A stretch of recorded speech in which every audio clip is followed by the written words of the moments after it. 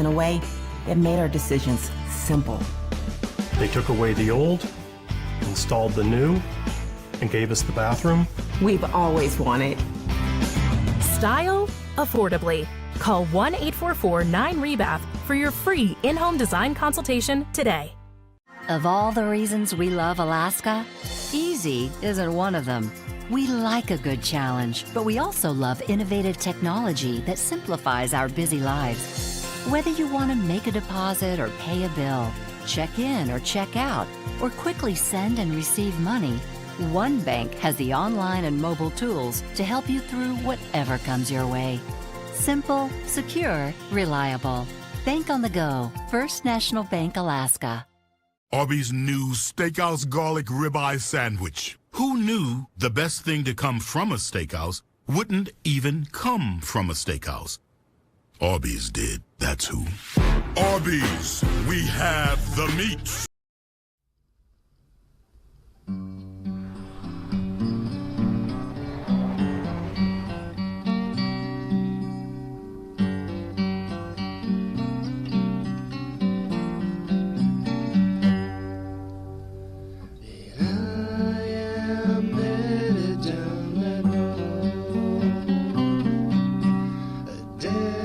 Destiny lies before me, and I don't know how far I have to go, but I know it's farther than I think it's like a different world out here. Rivers, streams, mountains, you know, just everything. It's neat to experience it through baseball. I'm gonna groove one right here. Right there, nice, nice. That a boy, get going, get going, get going, get going, get going, nice, that a boy. Good, real good. That boy, Rocky. Look at three, Rock, look at three. This is probably the most unique place in 1920 to spend a summer. You get 70 to 80 degrees, no humidity, it's perfect baseball weather. The scenery's a little different than Kansas, you know, that's the main thing that I've noticed. Just the all-around package of it up here, just, it's a dream come true. There's a quality of life up here I really, really appreciate. And then the golfing and fishing, of course.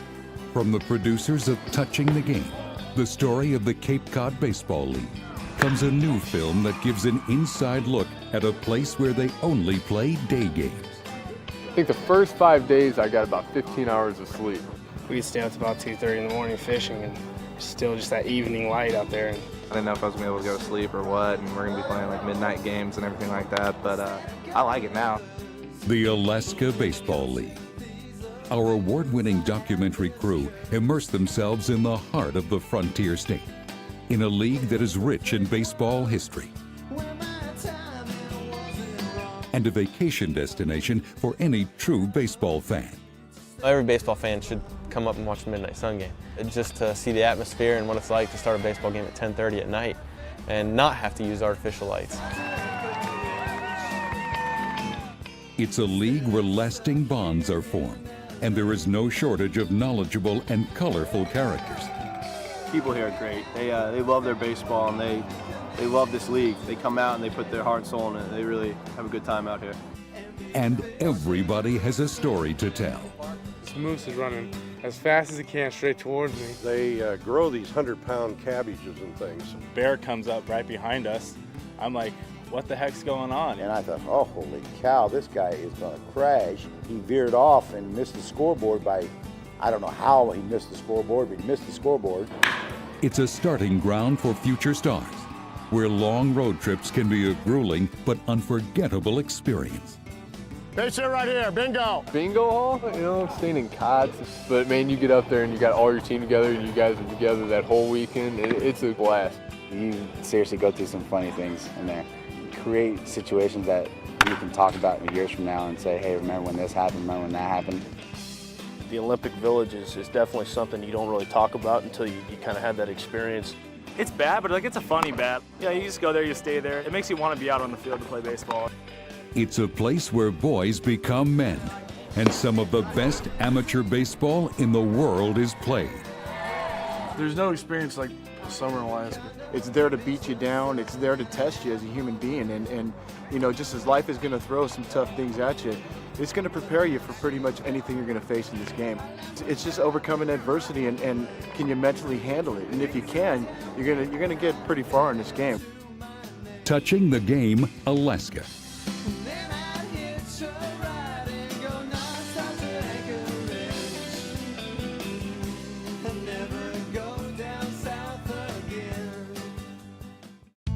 The path to success in a changing economy has its share of ups and downs. That's why 49th State Brewing Company partners Jason and David came to First National Bank Alaska, where experience matters, local knowledge counts, and understanding Alaska's many frontiers makes all the difference.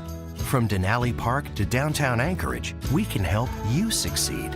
First National Bank Alaska. We believe in Alaska. Today at BP, we're keeping oil and gas flowing where and when it's needed.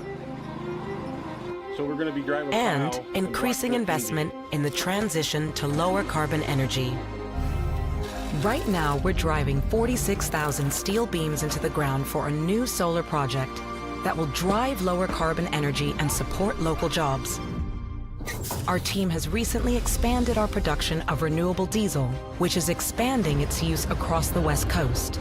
Our engineers just connected 12 new wells to an existing platform, connecting the country to more oil and gas at a critical time.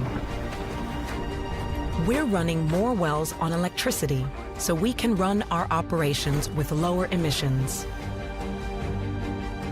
Just some of the ways we're turning our plans into action. And BP's wider transformation is underway. While today we're mostly in oil and gas, we've increased global investment into our lower carbon and other transition businesses from around 3% in 2019 to around 30% last year.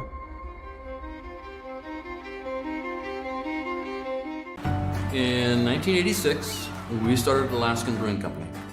And so we've always tried to reflect the quality that the state has in the beers that we make. Alaska's beautiful, it's true, it's real. For 30 years, we've been trying to capture the nature of Alaska and put it in a bottle. Today, 30 years later, we're still making beer in the last frontier.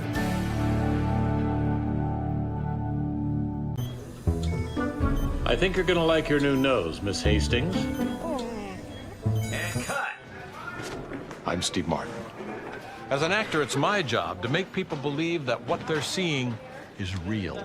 Ha! Hey. Hey! That the frustration is real. Man, I'm hungry. Oh, the disappointment is real. 1, 2, 3, 4! Winner! Eat it, Kyle. You're all losers. That the joy is real, but it's not real. It's acting. Wow! That's fantastic! Or was I just acting? Only way to find out is to try it yourself.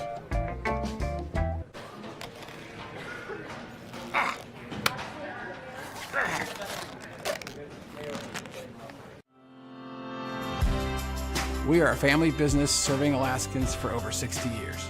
Our founder is my dad, Herb Ekman, a German immigrant who started the business in 1963 with his good friend Otto. To this day, the business is dedicated to making products that are distinctive and of the highest quality.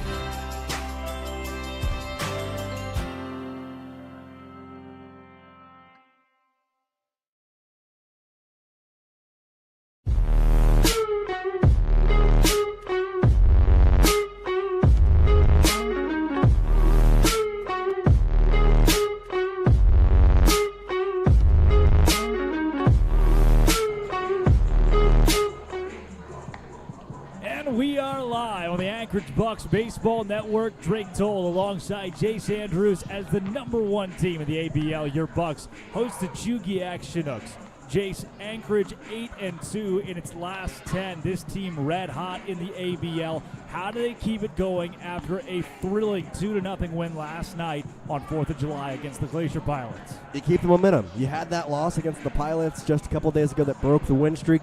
But then you got 2 free non-conference games, didn't count against your record. You won the second one against a team you hadn't beaten, and now you get Sky Wells on the mound. It's a good day to just go out there, play loose, because you're playing a team that you've beaten a lot.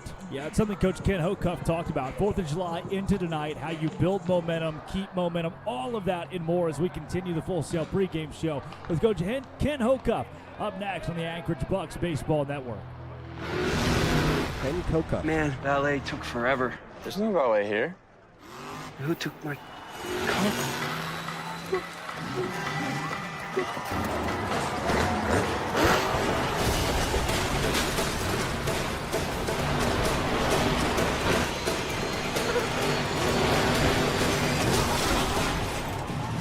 That could have been bad.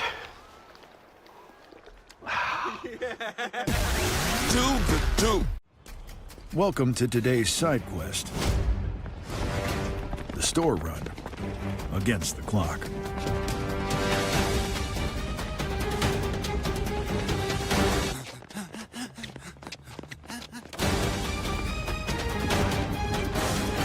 Just another day in the life of Mike.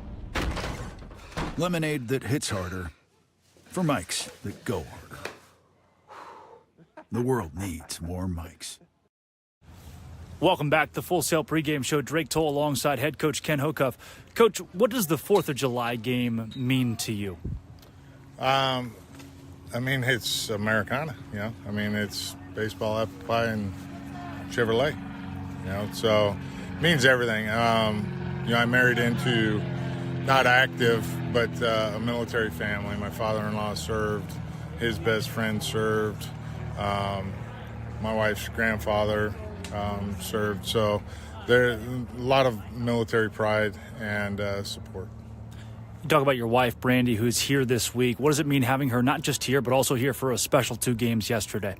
I mean, it means everything. You know, being separated, you know, is hard. But like we said, on her birthday, you know, she gets it.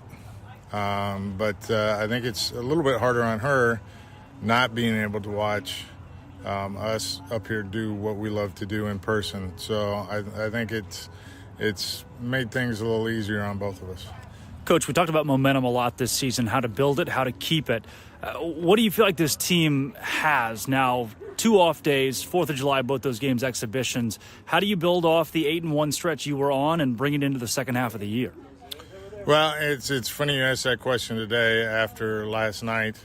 First game, really not good. Second game, a lot better.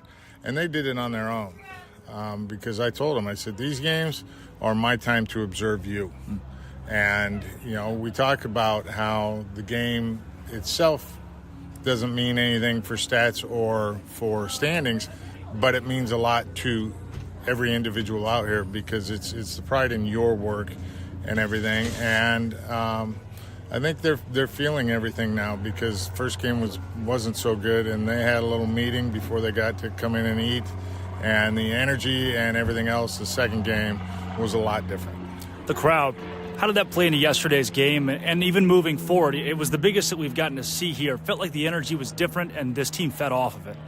Yeah, you know, Kenny Barton, we did some early work today, and he had mentioned that, you know, you feed off the boos and the yays, and each individual is different. And, you know, if you let the boos get to you, then you don't rise to the yays as much as you should. I asked you a month ago what was unique about this Summer League baseball team and all that you've seen, and you mentioned these guys came together really quick. Is that still the identity? What makes this team different? Oh, I mean, far and away they just keep getting more and more close. We brought in a new pitcher, and they took him right in. You know, we've lost some people, and that can mix the pot up a little bit too when you lose people. But they just keep reaching out for each other and moving forward. This, what do you make of it? Well, so that the viewers know, it appears to be an older model with a phone number in it. So I would go back to Little League baseball glove. Decent shape, but I think that's because it doesn't get used very often. It doesn't look like it's been truly taken care of the way you should treat the tools of your trade. But the microphone I am speaking into is clean and pristine, which is now the tools of your trade. Yeah, the high school assistant coach would hide my glove so often I had to put my phone number in it. Well, then I feel bad for the people who called you and told you where it was. Usually in a tree near the stadium. Coach, go win a couple today. You only got one today, so I'm going to go win one. Well, you said that there are multiple ways to win a game. There's only one. The score takes care of itself. We're going to get better today. That's Coach Ken Hoka, Full Sail pregame show. When we come back, first pitch against the Chugiak Chinooks on the Anchorage Bucs Baseball Network.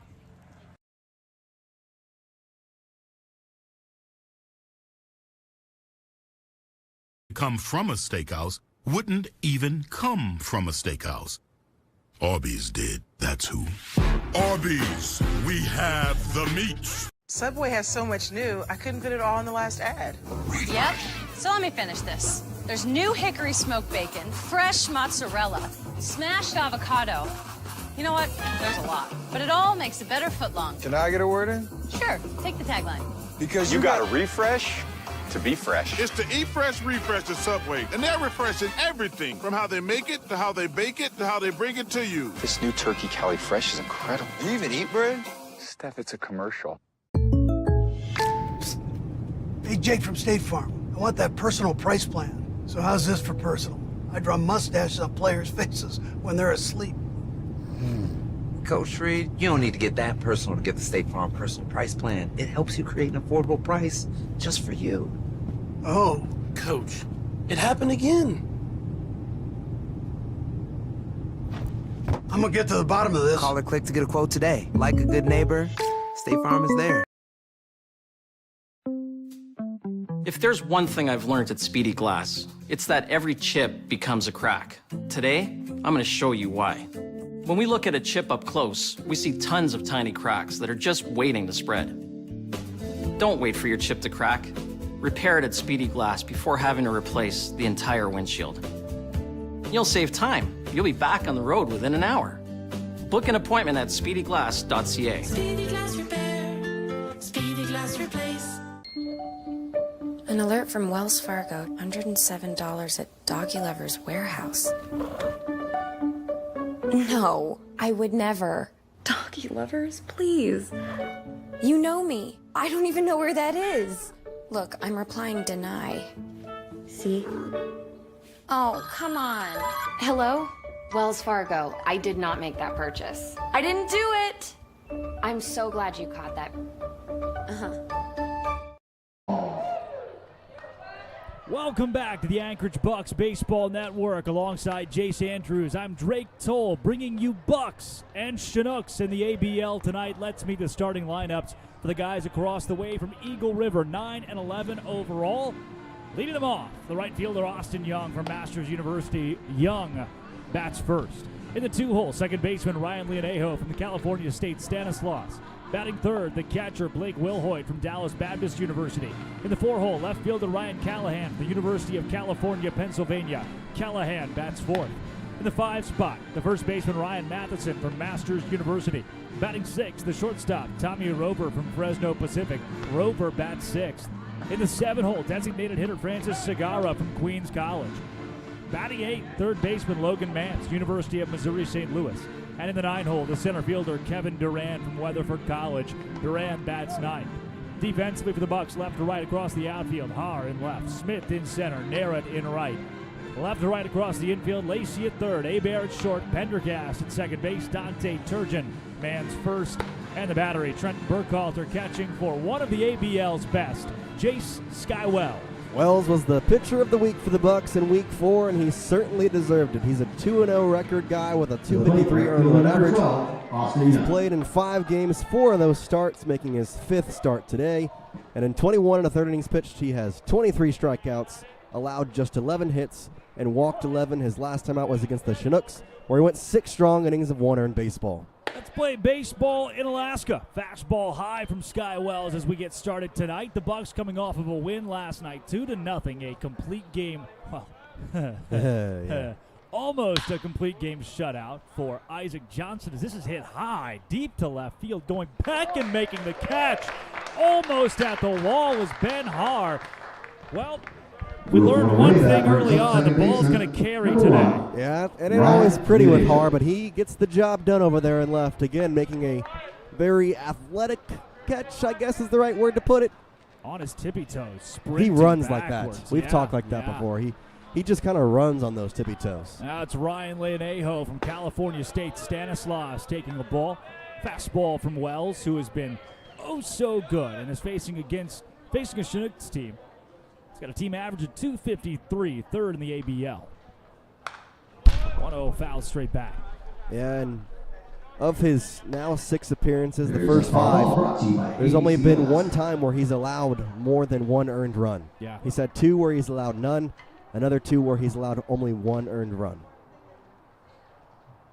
1-1 from Wells. Great breaking ball just high. Leonejo won't bite. And this isn't necessarily a sign of an amazing pitcher, but more or less of a guy who can control a game well. Of the 5 games he's played in, 4 of them are wins. 2-1. The only loss on the docket when Wells has thrown was the first game he threw in this season. Or he came in more of a cleanup effort than anything else. Yeah. Because he went 4 strong innings, not allowing a hit. Well, speaking of hits, Leonejo has an extra base hit. Left field to the wall. Haar picks it up, relays it in. A stand-up double for Ryan Leonejo with 1 down in the top of the first inning. Well, Leonejo came in here just under 300. That'll pop him right back up at the 300 mark. Now it's Blake Wilhoit, catcher out of Midlothian, Texas. Wilhoit batting .325 this season. Maybe the most dangerous hitter in this lineup out of Dallas Baptist University. Yeah, he started off a little early, or a little slow rather, in the early part of the season, but he's really caught on. He's the bullpen catcher at DBU. Lefty Wells from the stretch the first time today. Checks off second, fires home. Midlothian, Texas guy, Will Hoyt. You know, we've seen, you mentioned Wells has only had 1 bad start. Yeah, and again, bad is a questionable term, I think, in one way, because he gave up 4 runs, but a lot of it was due to the walk. Yeah, I mean, didn't give up a hit in 1 1/3, but also 4 earned because of 5 walks. Had 1 strikeout in the 12 batters that he faced at Matsu. Said the mound he struggled to pitch on the mound at Matsu because it was so low. He couldn't get a grip on the rubber, couldn't get down the hill, or lack thereof. But at home this year, watch out. Just strike on the slider. Yeah, when you talk about an opponent average of below 200 over the course of a season, you're doing something pretty well. The thing that was haunting him was the OBP. Yeah. Because of those 5 walks he allowed. And he's allowed 2 walks in every game besides 1, that being the first. 1-2. Hit hard to Hebert short, under his glove. Haar in left. Throw to the plate. It's not cut off, but it's not in time. RBI single for Blake Wilhoit, and the Chinooks lead early 1-0.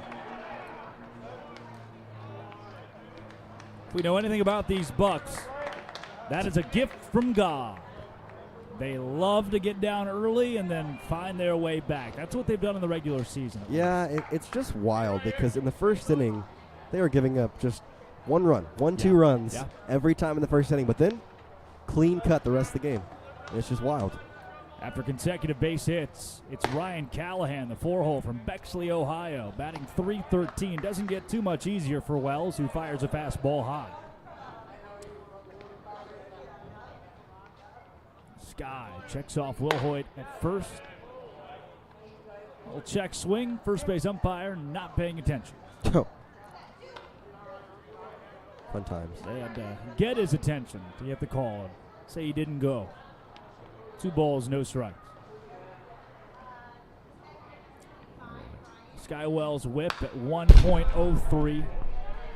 That'll play right there. Yeah. That's pretty good. His June 6th appearance against the Miners. That was 4 innings, 9 strikeout work.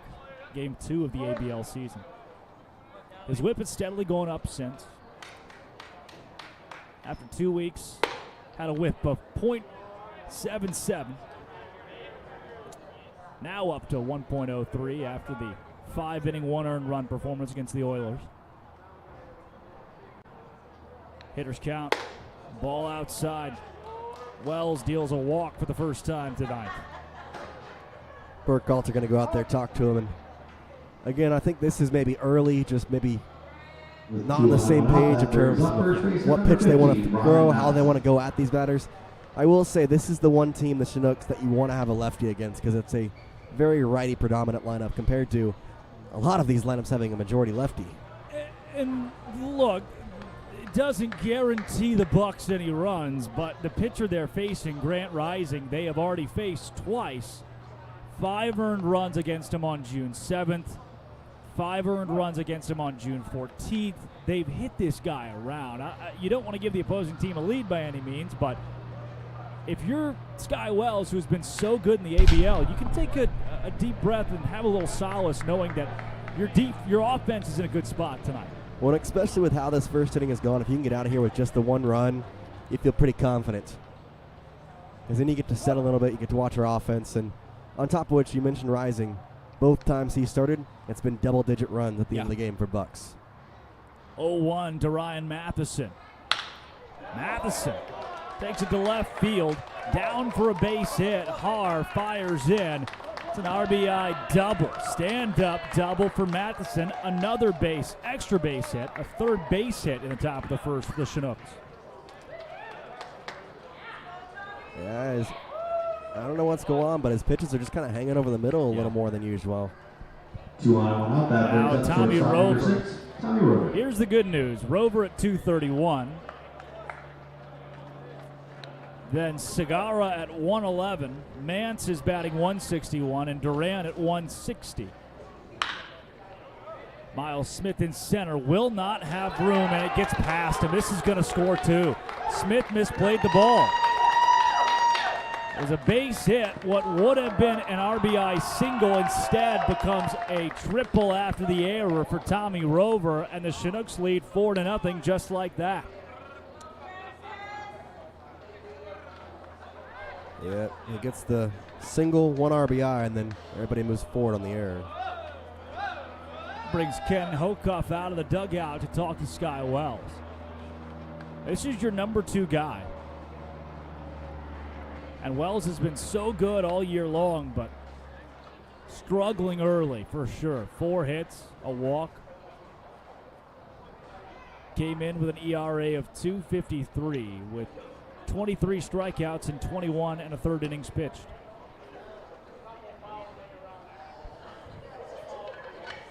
For as much damage as has been done, he's only at 19 pitches. That's pretty good. Well, yeah, at least the Chinooks are racking up the figure hits it out early in ABs. If he can figure it out, then that's be a good thing to have. Good news is you have an off day tomorrow, so after playing a doubleheader yesterday and again today, you can kind of have your pitching staff rest a little bit. Yeah. So if needed, the bullpen is open, but you'd really rather not. Yeah. Foul ball from Francis Segura. Now you get Mike Sarhat on Friday after an off day tomorrow. 0-1. Up the middle to Hebert. Will score a run, but at least it gets the second out. 5 runs across now for the Chinooks in this game. The beauty of this is the Bucs are nowhere near out of it. No. Nowhere near out of it. Not close. The best part about this team is no matter what happens, there are very few times where you think, yeah, you can throw this one in the trash. Yep. 2 down for the 8-hole Logan Mance. Might have a high-scoring game on our hands. 0-2 to Mance. Granted, the Bucs have 0 runs right now, but it just feels like as good as the offense has been all year long, hopefully that trend continues. 0-2.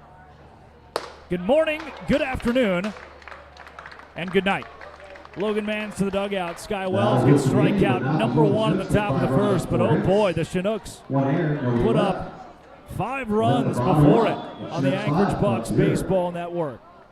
Of all the reasons we love Alaska, easy isn't one of them. We like a good challenge, but we also love innovative technology that simplifies our busy lives. Whether you want to make a deposit or pay a bill, check in or check out, or quickly send and receive money, one bank has the online and mobile tools to help you through whatever comes your way. Simple, secure, reliable. Bank on the go. First National Bank, Alaska. Boar's Head has harnessed the power of fire to unlock an intense new flavor. An expertly charred, flame-grilled masterpiece to take your senses to new heights. Because when Boar's Head lights a fire, we ignite an experience worth savoring. New Boar's Head Firesmith Flame-Grilled Chicken Breast. Flavor forged in flame. Available only at the deli and only from Boar's Head.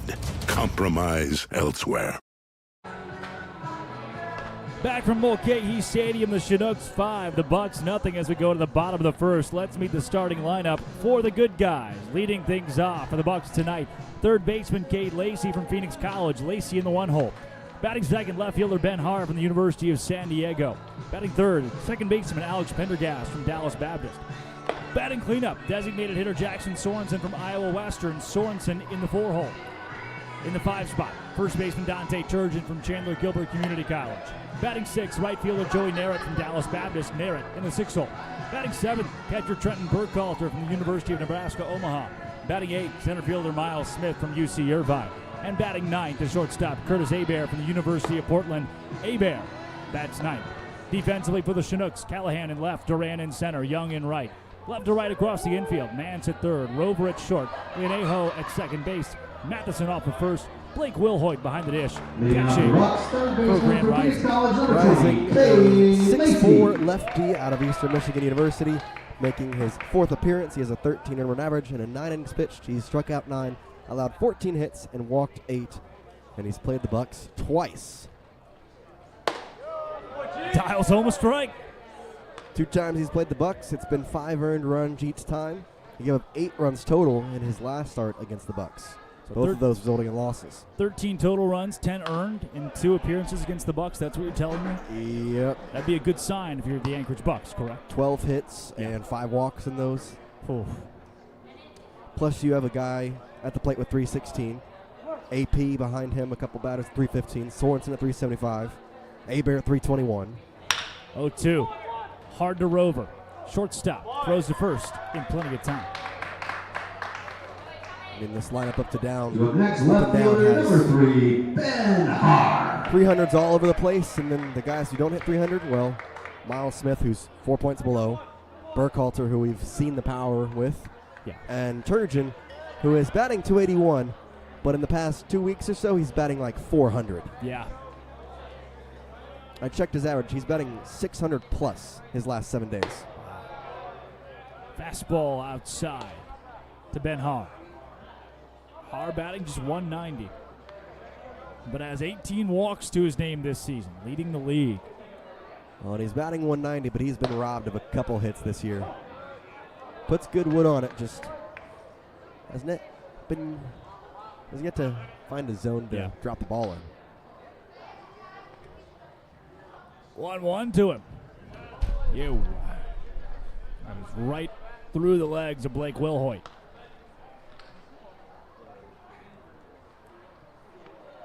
Grand Rising, Eastern Michigan University. 6'4" lefty. 2-1. Hole. High to right field. Not sure if it'll carry deep enough. It will not. Young's underneath it. Makes the catch, the warning track. I mean, as solid as you can make contact, but just a hair underneath it. Well, if you remember his home run in Matsu, it was to right field. Balls don't go out in right field in this park. They do in Matsu. Yep. I mean, last night he hit a home run probably in a bunch of baseball parks, but not here. Well, and the guy at the plate, Alex Pendergast, talked about it.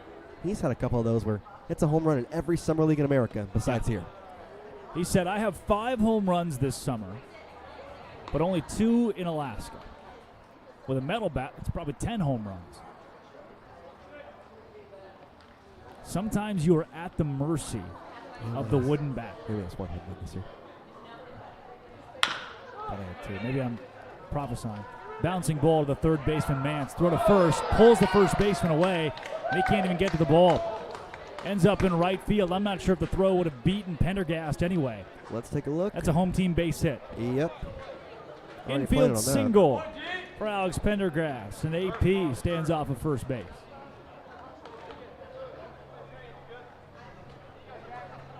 Hero.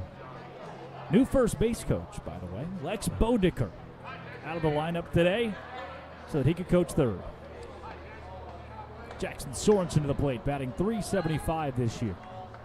The 4th of July hero. Yeah. Go ahead. 2 RBI hit last night, bottom of the 8th. Yeah. Technically 6th. Right, but yes. There's also with 2 outs. Right.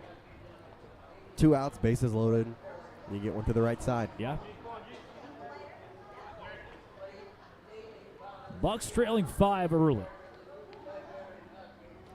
Need to chip away as quick as possible. At least get one back here. Loud foul ball to the left side out of play. Sorensen's a guy who can help you do it. Doesn't have a home run yet this year, but does own 15 RBI in regular season play. Has walked 13 times. 24 hits in 64 at-bats. Has also scored 16 runs out of Idaho Falls, Idaho. Pendergast goes 1-1 in there for a strike. It's a stolen base for AP. That stolen base brought to you by Safe and Sound. Runner in scoring position and a 1-2 count on Jackson Sorensen, the 4-hole from Iowa Western.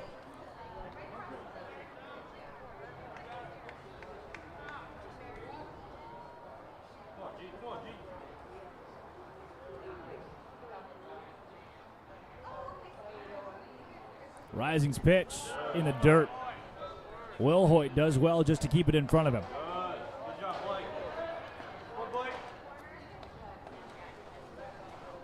Pendergast is speedy enough. A base hit anywhere here with 2 outs certainly scores him.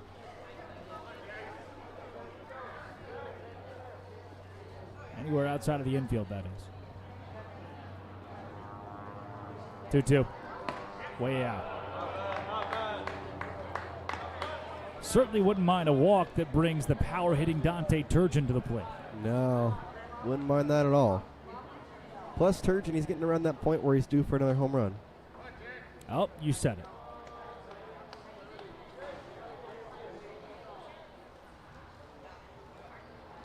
Payoff pitch from Rising. Another foul ball. You said the home run word. I did. That foul I'm not brought to ashamed. you by I'm going to have a full swinging bunt right back to the pitcher. Broken bat, too. Wouldn't be the first bat that Dante's broken. Well, it's because he barrels up everything. And if he hits it off the handle, he swings so hard it's Yeah, splintering. It's crazy. Another payoff from Rising to Sorensen. Lefty deals. Sorensen, blooper, left field. It drops for a base hit, and the Bucs are on the board. Pendergast stands up, scores without a slide, and it's an RBI single for Jackson Sorensen. RBI number 16 this season for the big man. That'll lead the team right there. 1-2 up. That brings up first baseman number 13, Dante Turgeon. Had Rising come out, gotten the Bucs down 3 up, 3 down in the first. I'm not saying it wouldn't have scared you necessarily, but for a guy you beat around all year long, would shake your confidence a bit. At least they've got the 1 run on the board now. They've shown, all right, we can score. We chipped away a little bit. Turgeon coming in here. His last 7 days, his batting average, .615. That's pretty good. 1-0 from Rising. Turgeon, left side. Whoa, what a glove. Backhand from Mance. Throw to first. That's a big league play at the hot corner. Effectively robs Turgeon of what would have been a base hit down the line. And that strands Sorensen at first base. For the Bucs, get one back here on the Anchorage Bucs Baseball Network. Arby's new Steakhouse Garlic Ribeye Sandwich. Who knew the best thing to come from a steakhouse wouldn't even come from a steakhouse? Arby's did, that's who. Arby's, we have the meat. Subway has so much new, I couldn't fit it all in the last ad. Yep. So let me finish this. There's new hickory smoked bacon, fresh mozzarella, smashed avocado. You know what? There's a lot. But it all makes a better footlong. Can I get a word in? Sure. Take the tagline. Because you got to refresh to be fresh. It's the Eat Fresh Refresh at Subway, and they're refreshing everything from how they make it to how they bake it to how they bring it to you. This new turkey Cali Fresh is incredible. You even eat bread? Steph, it's a commercial. Hey, Jake from State Farm. I want that personal price plan. So how's this for personal? I draw mustaches on players' faces when they're asleep. Coach Reed, you don't need to get that personal to get the State Farm personal price plan. It helps you create an affordable price just for you. Oh. Coach, it happened again. I'm gonna get to the bottom of this. Call or click to get a quote today. Like a good neighbor, State Farm is there. 9-1-2 due up for the Chinooks in the top of the second inning with Sky Wells back on the bump for your Anchorage Bucs. Drake Toll alongside Jace Andrews. Kevin Durant batting 160 this year from Cleburne, Texas. Takes the ball high. I heard his next chapter was going to be with the Warriors. He's looking for a ring. Cleburne, Texas. You ever been there? I have been there. You want to know that there's a baseball team there, semi-pro. Semi-pro baseball team? How does that work? It's in the American Legion League. Oh. It has the Kansas City Monarchs in it, actually. Okay, yeah, all right. I've heard of them. Why have I heard of the Kansas City Monarchs? Because that is originally where Jackie Robinson played. That'll do. That's probably it.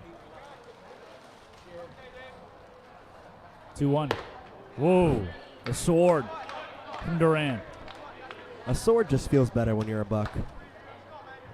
I get it. I see what you've done here. Would be a pirate pun. PP. 2-2. Here comes the slider. Fastball. High heat. Gotcha. Second strikeout of the game for Sky Wells. You got him. You made him expect the slider, and then he didn't throw it. Well, you know. Assist to you. I'm thinking slider. Sky Wells says, I got beat around a little bit in the top of the first. Why not just attack? You and the batter both thinking the same thing. Fastball across the chest, and Durant was nowhere close. Brings up Austin Young, who takes a strike. Well, he's just pumping fastballs now. Yep, He's all right. just firing it. Play ball. Come hit my fastball. I dare you. The 0-1. Oh, Fastball yeah. in there. Keeps going. Look, if the slider, if he's not able to spot the slider or he's hanging it up a little bit too much, the velo's not there, any of the above, the fastball will do. You know, it's kind of like my golf game. 0-2. Fastball high. If you're slicing the driver, just don't use it. Yeah. You're pretty good at golf, I hear. I'm decent. Pretty good. 1-2. Goodbye. Fan and a miss. Sky Wells, 3 straight strikeouts. Austin Young to the dugout. Ryan Leonejo to the plate. Well, we mentioned in the first, Sky Wells' pitch count had not gone up that high considering how many runs he'd given up. Right now you're thinking, okay, that's a good thing because he's found it. Leonejo 1 for 1 today. Oh, yeah. Takes strike 1. Fastball. Just fire it in there. Keep going. Leonejo batting .309. Started a string of 5 consecutive guys to reach base safely in the top of the first. That's high in foul territory. Right field, Dante Turgeon at the wall, make the catch. Stretches over the fence. 3 up, 3 down to the top of the second. Momentum. Consider yourself an Anchorage Buck. 5-1, still the score here on the Anchorage Bucs Baseball Network. Go to the left. Left at the bottom of the second. It's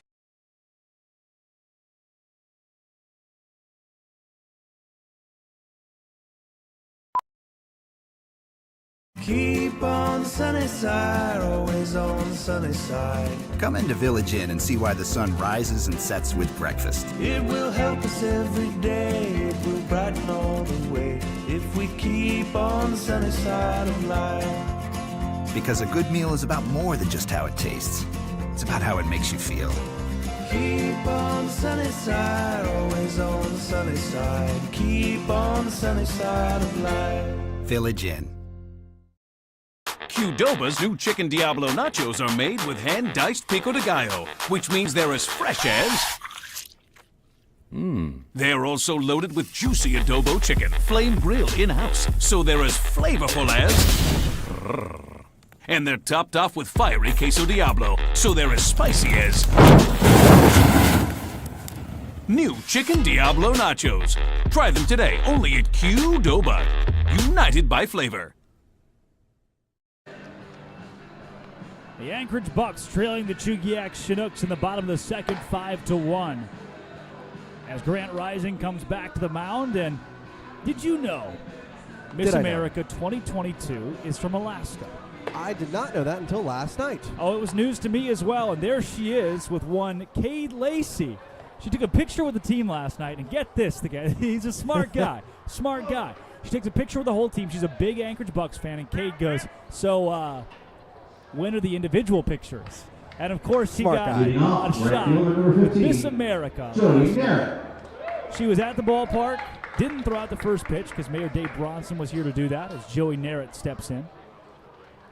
But news to me, Miss America, not only from Alaska, but also an Anchorage Bucs fan.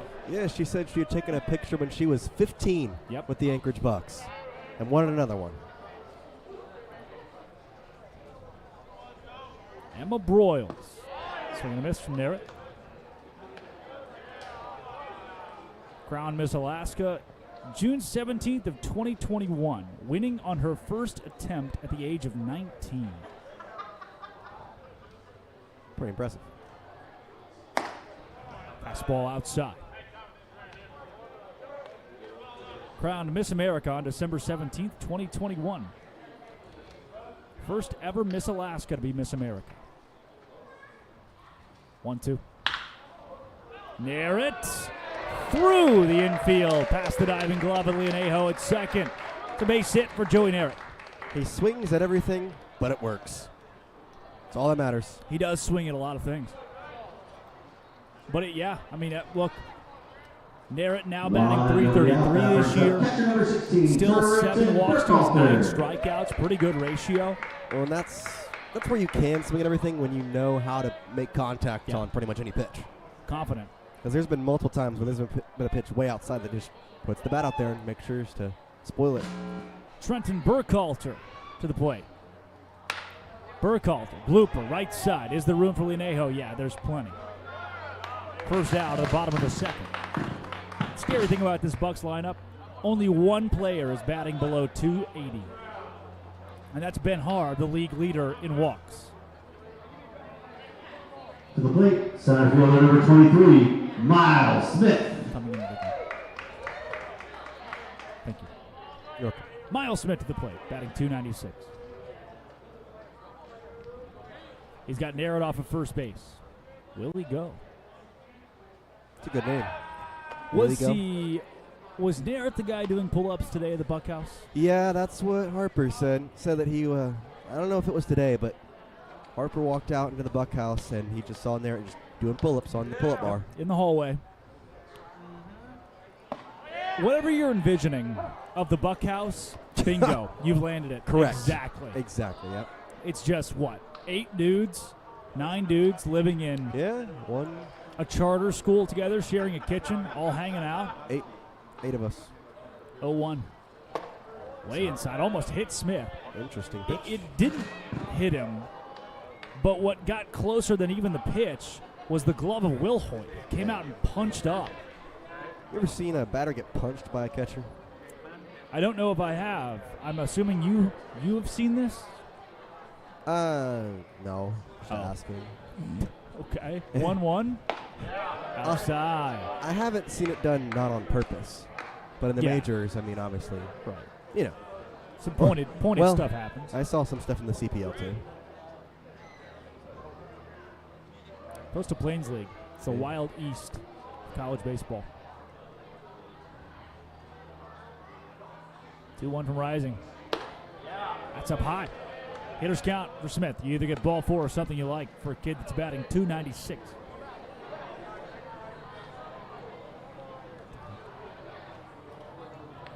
Smith out of UC Irvine.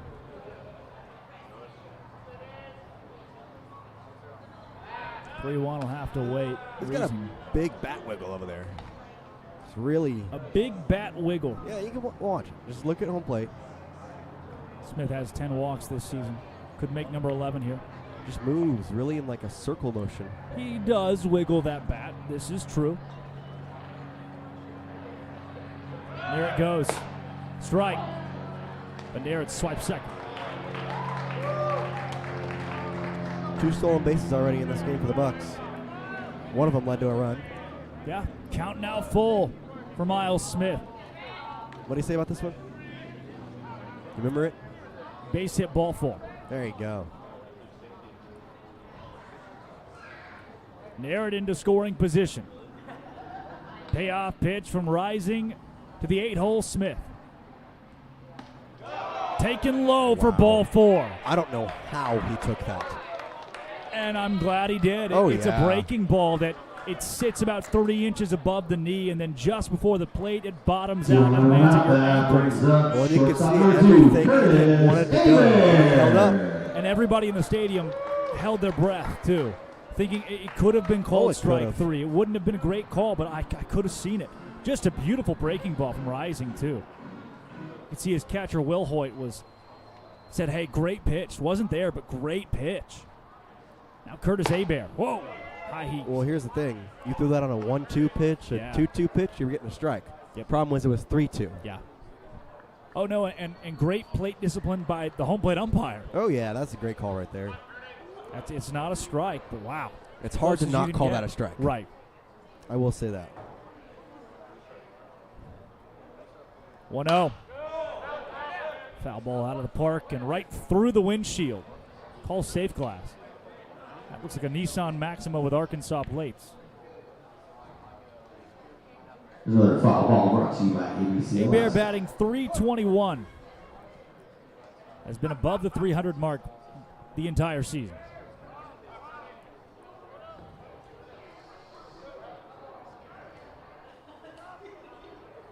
One to Curtis.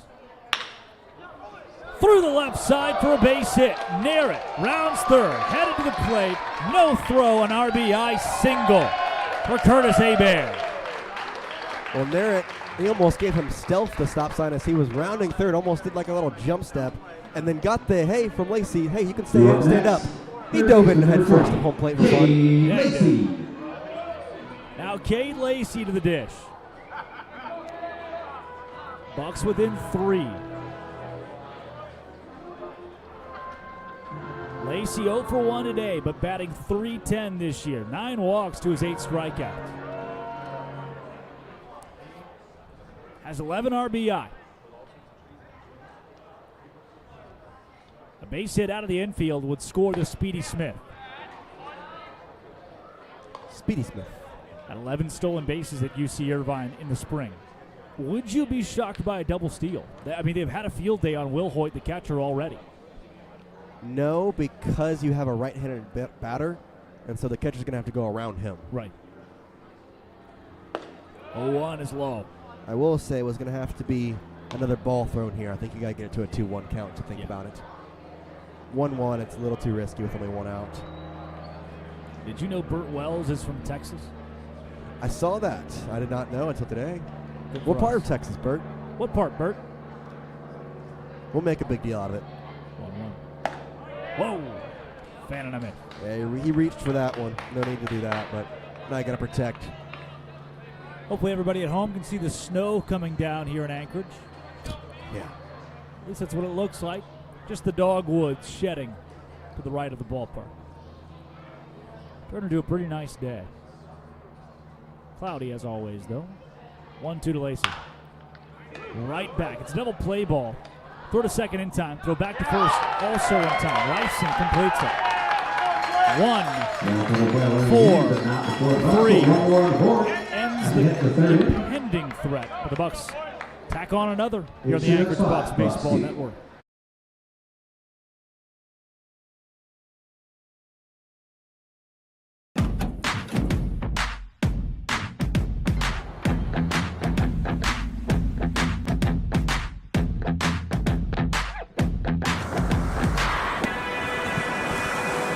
Okay, let's have some fun, huh?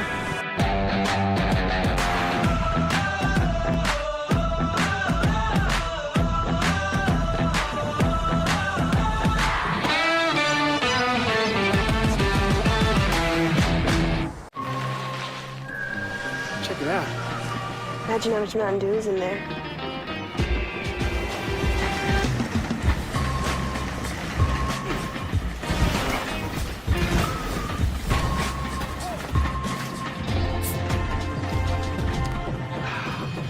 Hey, guys! We should probably drink these fast.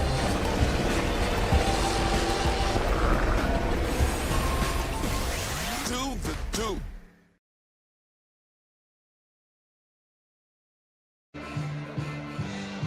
Welcome back to the top of the third inning on the Anchorage Bucs Baseball Network. Sky Wells back to the bump to face Blake Wilhoit.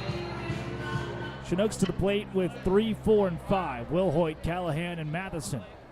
Wells at 35 pitches through 2 innings.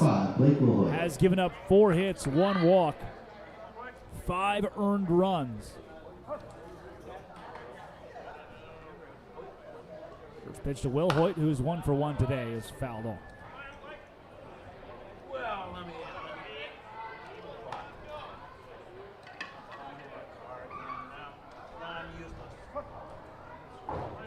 Wells has worked as efficiently as you can, having already given up 5 runs. Yeah, the last inning helped. Yeah. He had, what, 9 pitches, 10 pitches? 3 up, 3 down pretty easily. 2 strikeouts and a pop out. Does have 3 punchies through 2 innings. Make it 4. Come on. Did he go? Didn't check. No check. Yeah, the Chinooks not the best batting average in the league, but not the worst. Ah, true. Right in the middle, 253, third place. Hard foul ball. That being said, there are about 20 points shy of second place, the Bucs, who are at 271. 20 points is significant, too. Correct. But against the Pilots, man, they bat 500 apparently. Yeah, no kidding. They won 3 consecutive games over the weekend against the Anchorage Glacier Pilots. 1-2. High left field. Plenty of room for Hart. Comes in on it. Tiptoes. Makes the catch. Loves that tiptoe. Wilhoit retired. That brings up left fielder Ryan Callahan to the plate. I don't know if you noticed, but Wells got a little tired of throwing the fastball because he kept fouling it off. So he threw the slider, got him to fly out. Yep. It was a good slider, too. Started at the body, came in. 6 consecutive outs for Wells. After a point in time where 5 consecutive Chinooks reached. 1-0 fouled out of the park. Even with the off day tomorrow, it's ideal that Wells goes 5 or 6 innings. Yeah, they had 2 guys in the bullpen warming up in the first inning, but since then it's been shut down as Wells has seemed to settle in. 1-1. Wells ahead. There's another foul ball. This one brought to you by Dooley's Athletics. Sky came in 21 and a third innings pitch, 23 strikeouts, 2.53 ERA.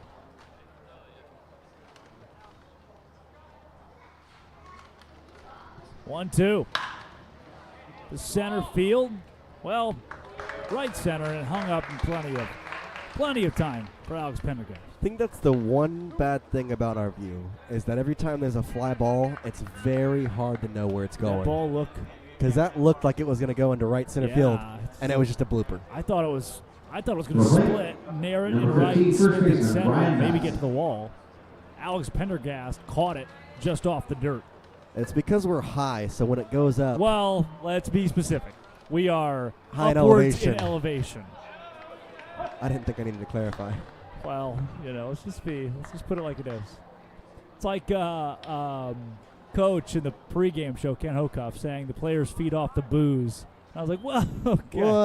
All right. I mean, let's booze is in B-O-O-S, not B-O-O-Z-E. Talking about the crowd yesterday. Players feed off the booze. Well, all right. Let's rephrase there, Ken. Let's rephrase. Reset. 0-2 to Matheson. Well, check swing. The sword gives him a foul ball.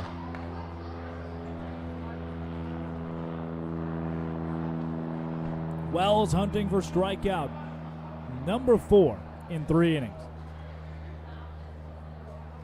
Lefty on righty. High and outside.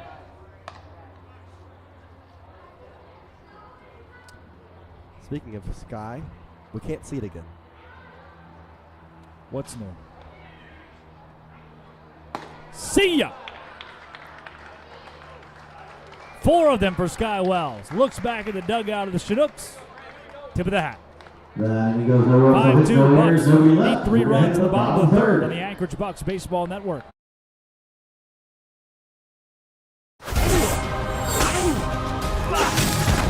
Stay away from my wife.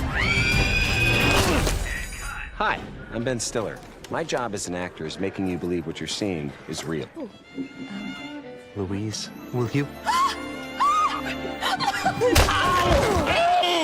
The pain is real. That the cold is real. Don't say that about yourself. I know. But friendship is real. The real is real. But it's not real. It's just acting. Wow, that's like really good. Or was I just acting? Only way to know is to try it for yourself. This is really, really ridiculously good tasting. All right, before I bring us back to the screen, the field, who is this? Who is that actor? Ben Stiller? Oh, Ben Stiller it is. Drake Toll alongside Jace Andrews, who knows Lefty his number 3, Ben Har. Did you know that, or did you? I did. It took me a second to think about it, obviously, but I knew who it was. Ben Hart of the plate. Are you better at actors than the music game? Yes. Really? Really? Okay. Good to know. Horror foul ball. I'm still not good. I can name movies what actors are in, but I am. It's the same thing. Other thing. I can do lyrics and sometimes names of songs. Can you give me 3 Ben Stiller movies? Zoolander one. Does both Zoolanders count? Whoa! Can I have both Zoolanders? Jeez. You got excited on that one. I will give you one Zoolander. Night at the Museum. Night at the Museum. And then isn't he a voice in Madagascar? He is a voice in Madagascar. He's Alex the Lion. Yes. 0-2. I'm not going to count it, though. You're not? No, it's animated. Is he in Meet the Fockers? Yes, and Meet the Parents. Yes. Heartbreak Kid. I've only seen Meet the Fockers once, so. Yep, that was Stiller. That was one I pulled out. It's got Ben Stiller. Sure, if I thought I could name some more. 0-2. Another foul ball. Ben Har and long ABs. Yeah. There's another foul ball. This one brought to you by Great ABC. plate presence.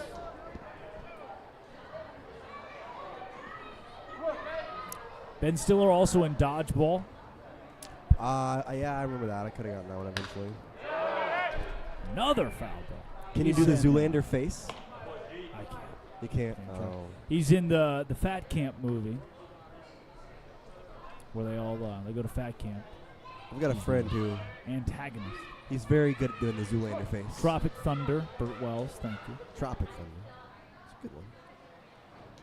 Swing and a miss. Strikeout for Har. Took 6 pitches. Thought he got a piece of it, and I'm not sure that Will Hoyt came up with it, but no argument. kind of sad that it Return took to so home long base, to second face baseman, number Rising 6, as long as they Alex can. Pendergast. Har now 0 for 2, his first strikeout. Rising's first strikeout of the evening, Alex Pendergast, who is 1 for 1 and has come home to score a run on a hit from Jackson. Sorensen steps to the plate.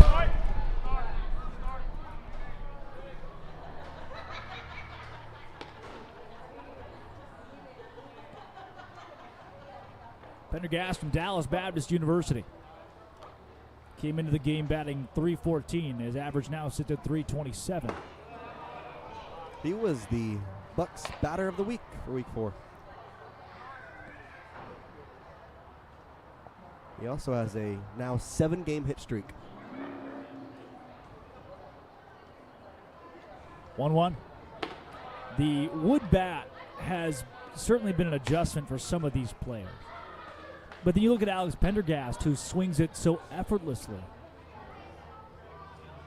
And this is a guy that when he gets up into the big leagues, which is the trajectory for him. I mean, he puts a wood bat in hand, he's going to be okay. Slow roller, bounce third base to Mance. He's not even going to be able to throw it. Well, we were talking to him last night. And infield single. At DBU, he didn't get too much playing time this past year. Most of it was in the outfield. He'll probably get the second base position upcoming season, but he told us, he said, the coaches at DBU told me, my bat will play. My fielding won't. But the reason he's fielding won't is because the infield last year, Jackson Sorensen. Elite. I mean, that's hard to bump in there. Right. Think about Will Bermudez, that type of fielding at DBU. Yeah, sometimes that's the nature of your college team, you know. And that's why he wants to get as many positions as possible, because he has, what he said, 6 positions last night. So you have to think he can play first if he needs to, second, short, third, has all the infield, and then right and left. He'll be a 4th year after 2 years at Kirkwood Community College and 1 year at DBU. He has a COVID year, though, doesn't he? He came in? No, you're right. No. He graduated in 2020. Yep. So I'm sure there's an extra year of eligibility somewhere in there. Everybody gets as many as they'd like. There are guys that are 26 playing college baseball. Pendergast goes, pitches low and no throw from Will Hoyt. Will Hoyt was trying to go for the strike. Yeah, he was so focused on getting the strike call that didn't throw it, which it was an off-speed, and Will Hoyt's throw wouldn't have been close. Pendergast is that quick. Has his second stolen base. Now, this is exactly what happened in the bottom of the first that helped put the Bucs on the board. Bucs on the board. That was with 2 outs, though. We got a couple of them to work with here. Sorensen, right field, another RBI single for Jackson Sorensen. Pendergast rounding third, headed to the plate. Yes, sir. Bucs have pulled within 2. We knew this team wasn't out of it. Never are. The offense is just like that. AP now with 6 stolen bases on the year. 1 out. That brings up first baseman number 13, Dante Turgeon. Pendergast has scored 9 runs this year outside of July 5th. Tack on 2 today, and he's at 11 for the year. Now it's Dante Turgeon. Hit well to Rover at short, and he duffs it. Well, it's an error on what could have been a double play ball to Tommy Rover at short. His second error of the season. .986 fielding percentage. Will dip. Now Joey Narrett, who is 1 for 1 today, batting .333 this year. One fell swing could give the Bucs a lead. 2 out. That brings up number 15, right fielder Joey Narrett. Narrett checks off Sorensen at second. Fires way outside. Looked like a pitch out. Narrett, another Dallas Baptist product from Milwaukee, Wisconsin. One of 4 DBU Patriots on this Bucs roster. Swinging a mitt. Talked about earlier how he swings a lot. I mean, he is always in attack mode at the plate. 7 walks to his 9 strikeouts, though. It really hasn't come back to bite him. No, not at all. Especially with a .333 average. foul. Count at 1-2 now. Narrett has Trenton Burkhalter behind him batting .277. If either can reach Miles Smith batting .296, we'll get a shot at the plate. So far it's been steady. 1 run in the first, second, and third. Be nice to break it open a little bit. Get a crooked number up there. 1-2 to Joey. Good foul ball on the changeup from Rising. Straight back. That foul ball brought to you by Dooley's Athletics. Jackson Sorensen. 17 RBI this season now after he drove in Pendergast for the second time today. Best on the Bucs as Narrett calls time. Joey from Milwaukee, Wisconsin. His college coach said, "You like fishing?" Joey said, "Yes." They sent him to Alaska. Number 5 overall outfielder in Wisconsin. Has caught 8 salmon this year, along with his .333 average. He's eaten. Eats it every day. Salmon and Walk pasta. in the kitchen, and yep, Joey's sitting down eating salmon. Doesn't eat the skin though. Another 1-2. Low. Woo. Home plate umpire won't give Will Hoyt the call. He drug it up about 8 inches from the turf. Narrett is from Campbellsport, Wisconsin. Population 1,901. From Brad Narrett. Thank you, Brad. He's listed on the school website as Milwaukee. We got to change that. We do. 2-2. Another solid foul ball from Narrett. Here's what I don't like about this. Rising's pitch count continues to rise. All right, look, I'm good facing this guy as long as we want. I will say this. As well as the Bucs have hit against him this year. The bullpen for the Chinooks hasn't had much better luck. And they're coming off. They've played a lot of baseball the last few days. They had 3 games in 2 days against the Pilots recently. Which is why I think Rising going to be out here for as much as his pitch count will allow. Yeah. 2-2 again. Good eye. And it's bounced. Joey Narrett. He thought about it. So you can see he clinches up. He leans the front elbow in. Joey, he swings at a lot of stuff, but he's holed up there. And you know, you could say it, swings at a lot of stuff, and you think, oh, well, how good is he? He's just aggressive at the plate. That's all and it again, is. it's paid off so much this season. It's an approach that some Bucs could learn from. Swings it a lot, but has a .333 average. Nothing wrong with that. Payoff from Rising. Narrett. It'll be extra bases. This is going to tie the ball game. Narrett rounding second. Sorensen scores. Turgeon in behind him. It's an RBI.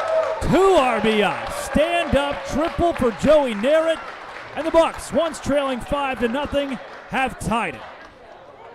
A Campbellsport, Wisconsin native. Third one out, that brings up catcher number 16, Trenton Burkhalter. Narrett worked the longest at bat you can imagine and tacked on 2 RBI to finish it. The 9th pitch of the AB. He wins it.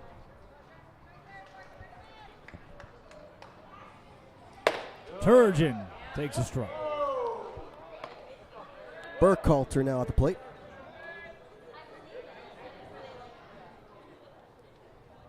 Oh, Turgeon took a strike earlier. I was just kind of. He did. Yeah, plugging my batteries back. Oh yeah, no. I wasn't trying to correct you. I was trying to. Burkhalter watches the ball outside. I was just informing. That's all it was. Oh. They got very similar stances, both righties. Did you get your bang today? No, I didn't. That's... I didn't get my bang today. That was the problem. Trent watches You the know ball who did get his outside. bang today? Bobby Bangs? Bobby Bangs. I knew that's where you were going with that. Yes, he does.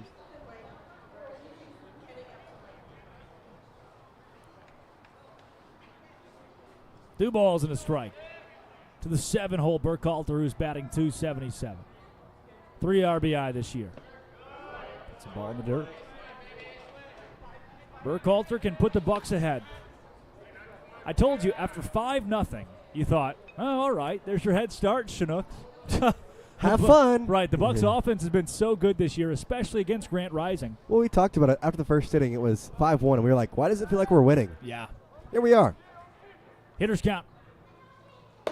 Burkhalter takes ball 4 high. Look, that's a strike in some summer leagues. It's not in the bigs. You can hear some chirping, too. Chinooks thought it was in there, and it's not. That's the correct call. 23 center fielder Miles Smith. Time is called, and there'll be a mound visit for Rising. He has pitched in 4 games, including this one in the ABL, 3 of them against the Anchorage Bucs. In all 3 of those, he has given up 5 runs. Tonight, 4 of them have been earned. Yeah, he's had a tough summer league. Only other appearance was against the Pilots, where he pitched 1 inning, 3 runs. In our Subway Sandwiches live fan feedback, Eve says, too good at Alex Pendergast, 2 for 2 start tonight. You mentioned Brad Narrett saying Campbellsport, Wisconsin, population 1901. Jordan PK says, who won those games last night? Technically speaking, America. That is true. And naming Joe Narrett has entered the chat as well. Joey standing off at third base. Trent Burkhalter at first, and Miles Smith at the plate. Smith, in his first plate appearance, walked. Batting .269 this year. Has walked 11 times to his 6th strikeout. Good baseball player. Maybe a better actor. Really good actor. Great at both. Rising will stay in the game. Pitch count at 61. 2 1/3. Rising's line is as follows.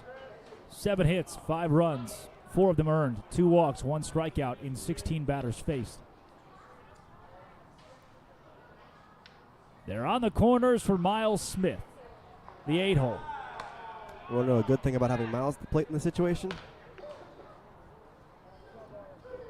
He's good at hitting. Double play is going to be tough to get. True, yeah. He's the fastest kid on the team. Maybe the fastest guy in the ABL. Yeah. It's probably him and Elijah Rodriguez. Take strike 1. Rodriguez had 25 stolen bases, the Glacier Pilot at McLennan Community College.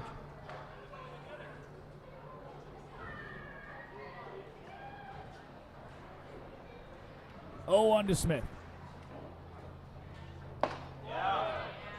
And that fastball is at 79 miles an hour. I mean, Rising is taking everything off of it just to get into the zone. Smith, now you've seen it. You got to start fighting.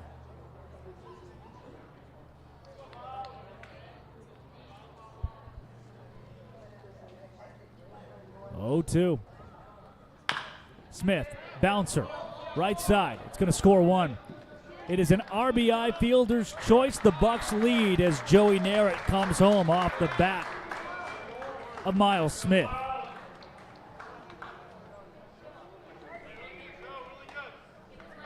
How are you going to score that?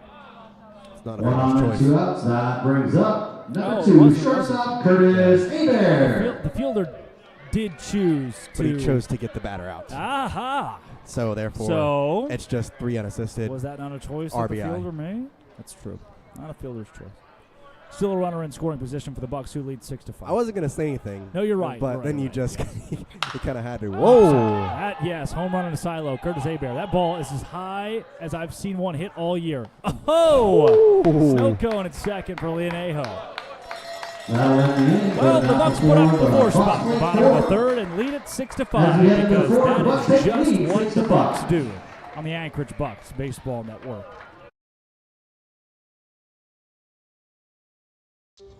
Feels like just yesterday she was in a car seat. Now she's gonna be in the driver's seat.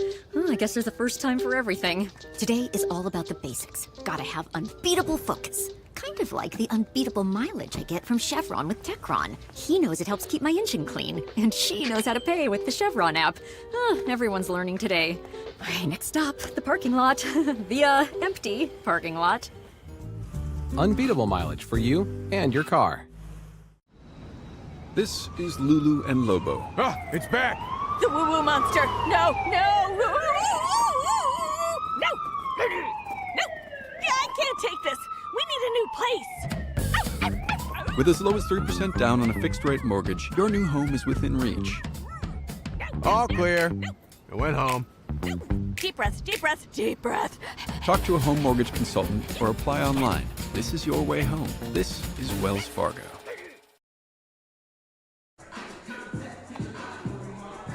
Sky Wells back to the mound in a brand new ball game. The Bucs leading 6-5 after putting up 1 run in the bottom of the first, 1 in the second, 4 in the third.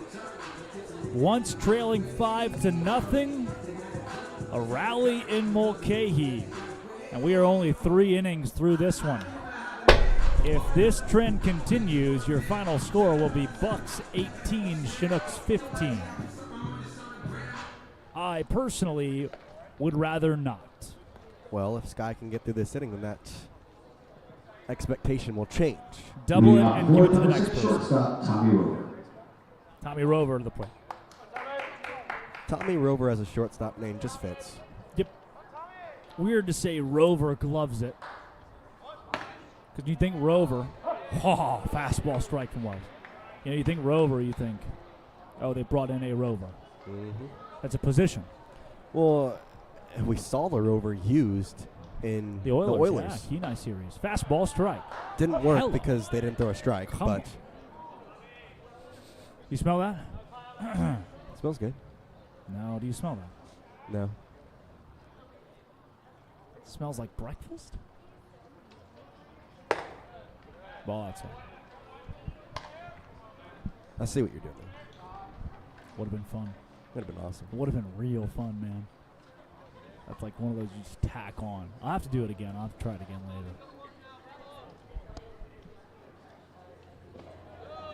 later. 1-2. In the dirt. Wells going back to the slider. Sky is gone. 3 innings on 53 pitches.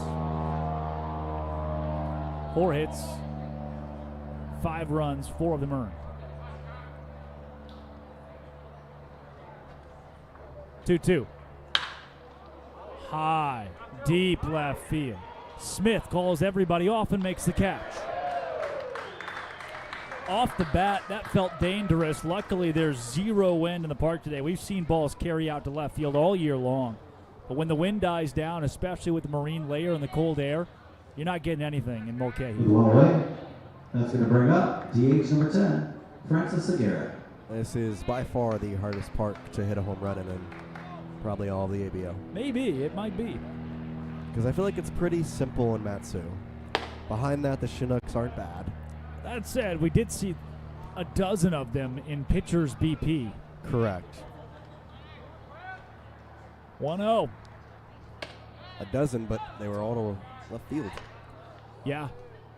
Again, we have not seen a home run to right field. We've seen multiple we thought were going to go, and never did. I've only seen one in BP, and it was off the bat of Dante Turgeon. No surprise there. Yeah.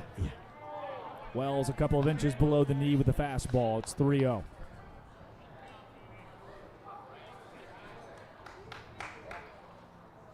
Francis Segura takes ball 4.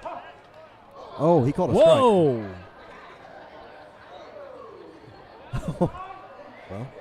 Well, for what purpose was that called a strike? Not only was it grossly inside and low, the home plate umpire waited. Yeah, he was already... I mean, he waited a dramatic amount of time to call it a strike. Well, now you're going to have some choiceful words, I'm sure. Yeah, I mean, everybody in America deserves to argue that. What just happened? 3-1 is off of Burkhalter, fouled off of Burkhalter. Well, poor Francis Segura, man. That was Kid's inside. 1 for 9 in the ABL, batting 111. Can't catch a break. Payoff pitch is high. There's the ball. Wow. I mean, good for him. He deserves the walk, you know? Partially, I don't like that because it took 2 extra pitches for Sky. Yeah. But Right, double play ball set up now. 1 on, 1 out. That brings up. With Segura on, Logan Mance comes to plate over 1 with a strikeout. 156 average here. Yeah, I'm telling you, the back half of this lineup, Segura batting 100, Mance at 156, Duran at 154. None of those are very appealing averages. This guy starting to lose the strike zone just a tad. Double play in the inning, though. 1-0. Whoa, big swing and a miss at a fastball high. Sky Wells has been able to overpower opposing hitters with his fastball. And to me, it's not the best part of his game. When his slider's there, it's gross. 1-1. Oh, what a play! Gold glove grab from Lacey at third. That's just reaction right there. Saw it, stuck the glove out, perfect position. Oh, yeah. Cade Lacey. See that, Miss America? Play on, player. 1 on, 2 outs. That brings up center fielder, number 4, Kevin Durant. Gotta feel bad for Mance. That's a base hit. Oh, yeah. But Bucks have had a couple of those. Give and take. Lacey just laying out for it.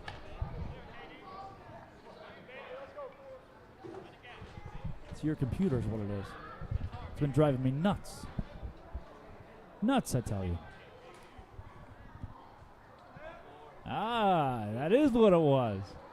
I don't even know how you heard that. Ball gets away from Burkhalter. Like he might have gotten crossed up.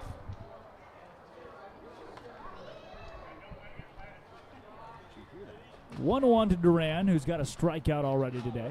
Really don't understand. He's 0 for 1. And yeah, I think Burkhalter did get crossed up. They're going to go talk to him. Well, now with the runner at second, with how many runners have been on base, you may want to switch the signs up anyway. Yep, not a bad idea. Because again, in Summer League Bowl, turns out when the Bucs thought that Oliver Brown's signs were being read yesterday against the Glacier Pilots, it wasn't the case. The Pilots were just yelling, "Good eye," or "Hit it hard." Well, and they were yelling at random pitches. stuff, At yeah. random pitches. Yeah. And Brown thought they were yelling, "Hit it hard" for fastballs and keep an eye on, or whatever it was, for off speed. Turns out they were just trying to get into his head, and it worked. I don't even know if it was Oliver who thought it initially, because it was almost like word had spread around the dugout and gotten to Oliver, when in reality it was just throwing out random stuff. And there were plenty of Glacier Pilots on the base. It's one of those things of it takes one time for them to say hit it hard and you're throwing a fastball to think, oh no, they have it. Plenty of them on base last night in game 1. 1-2. Ooh. Yeah, good call. It's not a strike. It's close, and it's a good slider, and I'm shocked that Duran didn't swing, but not a strike. Duran from Cleburne, Texas. 12 strikeouts already this season. Runner needs to tuck his shirt in. 2-2. Hebert short. Throw to first. It's been 3 consecutive clean innings for Sky Wells and company. Bucs 6, Chinooks 5 on the Anchorage Bucs Baseball Network.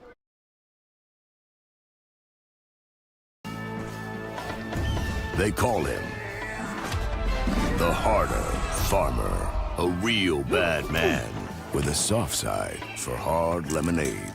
He's got a nose for lemons and for trouble. This time he's back with half tea, half lemonade, and 100%. Oh, wow. Oh, wow. Get your hands on some today before the harder farmer gets his hands on you. When Subway opened, they changed the fast food game. But sometimes you gotta refresh to be fresh. Welcome to the Eat Fresh Refresh, where there's so much new, some say it can't fit in one ad. I say, we're talking a new All-American Club, deli-style oven-roasted turkey, and... Oh, that's the new steak and cheese. Oh, yeah, I knew that. That's the one with the new seasoning. And that was the new MVP Parmesan vinaigrette. Right, which makes a next-level foot... Hold up, the Subway logo? Wait, I'm out of...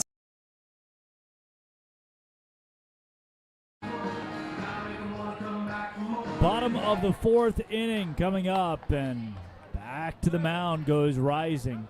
Grant Rising, 3 innings, 7 hits, 6 runs, 4 of them earned, 2 walks, 1 strikeout. The 18 batters that he's faced, and now he's got to deal with 1, 2, and 3. Cade Lacey to the plate. That's him with Miss America. Literally. Yeah, she's a Bucs fan. What do they say, Jace? What do they say? You make a good play, you come up in the bottom half of the inning. Or in the top half if you're coming up as a visiting team. Or if you make an error. Yeah, that too. Lazy. Oh, wow. Another great stop from Mance at third. Put him in the league already. Jeez. The past 2 nights, I think we've seen some of the best defensive plays we've seen all season. Yeah, the hot corner specifically. Because we've seen a bunch of plays, and then Bermuda's over at second last night was just vacuum. For as bad as the Bucs defense was, really bad for the first 2 weeks. Cleaned up. It has been. The low fielding percentage is partly, in fact, to the 7-error game. Yeah. R. Blooper, left field. Will it stay fair? No. Foul by 2 feet. Would have been extra bases. Yeah, Har's looking for something. He's 0 for his last 12 right now. And that's not to say he hasn't put good swings on the bat. He's walked a bunch in that time period. He just hasn't gotten anything down. Yeah.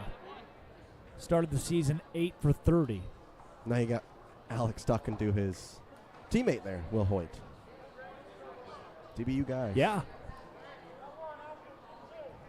Alex Pendergast and Blake Wilhoit. You ever been to DBU's baseball park? I can't say I have. It's a weird campus, but I like the park. Okay. Campus is just like one little section on a hill. Interesting place. Great baseball school. Hard through the left side for a base hit. 1 for 13 now. You did it. The announcer jinx, it worked. I was about to say, I bet you if I say this, maybe it'll work. And I should just start using it into my favor. 1 out. That brings up second baseman number 6, Alex Pendergast. Alex Pendergast. 2 ABs, 2 hits, 2 runs, 339 batting average. He's batting 400 plus over his last 7 days. You want to guess what his on-base streak is? Oh, 15 games. No, Delayed not 15. strike call. He had a game where he was 0 for 2 with no walks. Maybe 0 for 3, but I don't know. 8 games. 8 games. 6-game hitting streak, 8-game on-base streak. His average had dipped down to the 230, 240 range, I guess, a week ago, 10 days ago. Well, he started off the season with a 5-game hitting streak. Yep. Had that little point where had the lull. Had a dip, yep. Dipped down, and then he's gotten back up as of late, got the player of the week, and is on that 6-game hitting streak along with the 8-game on-base streak. Yeah. And he has really jumped that average now. I mean, what? It's sitting at 339? 339. Pretty good. Had his first homer a couple days ago. 1-1. Make it 1-2. You can hear the claps because that was the strike call to the batter previously with the Chinooks. Yep. Chinooks travel, I will say. Travel really well. Which is funny because I wouldn't leave jalapenos if I was there. Hey, jalapenos. 1-2. To right field. Young barely has to move. 3 steps to his left and makes the catch. Pendergast retired for the first time today. Now Jackson Sorensen to the plate. He's 2 for 2 with a run scored. Number 30, Jackson Sorensen. Alex and Blake actually lived together this past year as well. No way. Hashtag go. besties. I think that's the first time that I've said hashtag besties in my broadcast career live on the air. So Only not the for first Eve. time Only for in Eve. your I life? might have said hashtag besties over the course of my life, yeah. I've had 22 years to say the words hashtag bestie together. I bet I've done it. Spoken a lot of words with our job, so probably. That's true. Hashtag truth. 1-0 to the big left-hander. Hashtag Buck Wild. Yeah. I heard Kate Lacey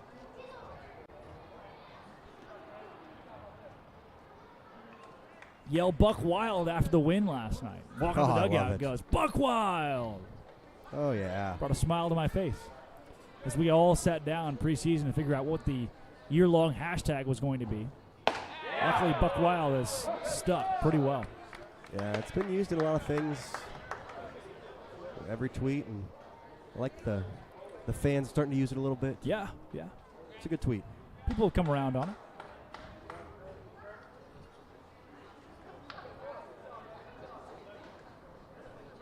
One, 2 to Sorensen. Foul ball.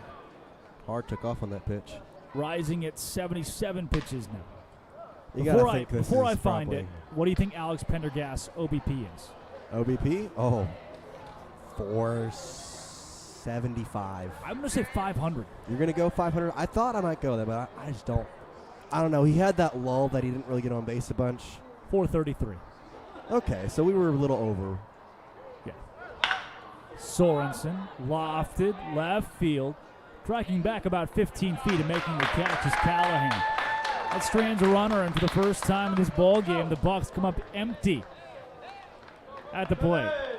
6-5, your score. Good guys leading. As we go to the top of the fifth on the Anchorage Bucs Baseball Network.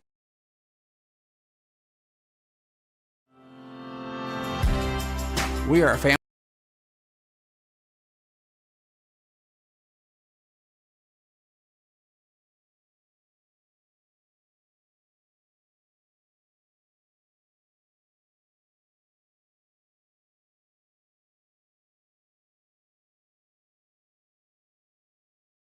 Family business serving Alaskans for over 60 years. Our founder is my dad, Herb Beckman, a German immigrant who started the business in 1963 with his good friend Otto. To this day, the business is dedicated to making products that are distinctive and of the highest quality.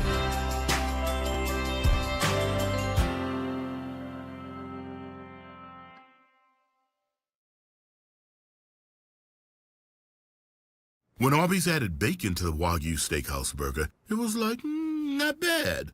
Then Arby's grabbed that peppercorn ranch and has never felt more alive. Arby's, we have the meat. Arby's might not be a bad play tonight. Oh, hey, quick action. High, the right side. Underneath it is Turgeon, and he makes the catch. Arby's has an underrated chicken sandwich. I have never had it. Really? Yeah.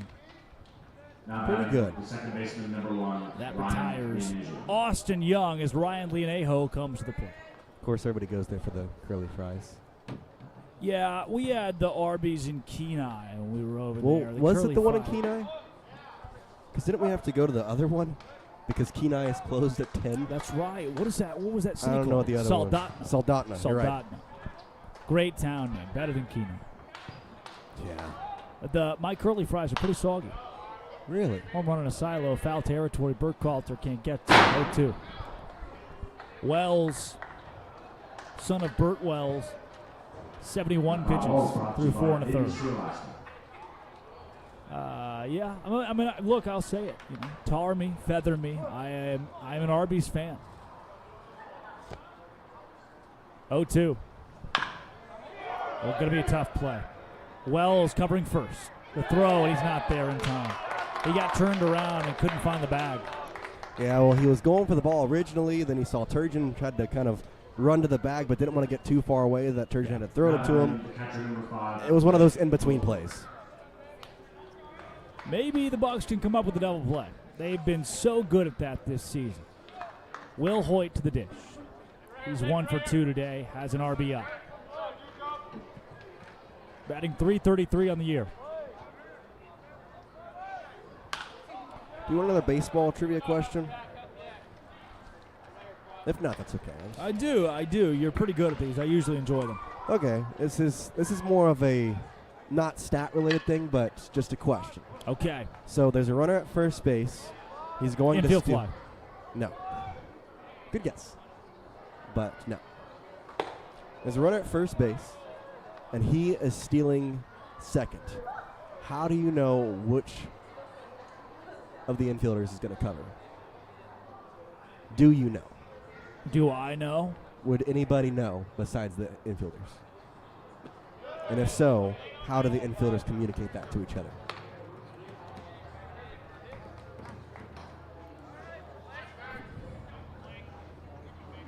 It's dependent on if the batter's a lefty or a righty.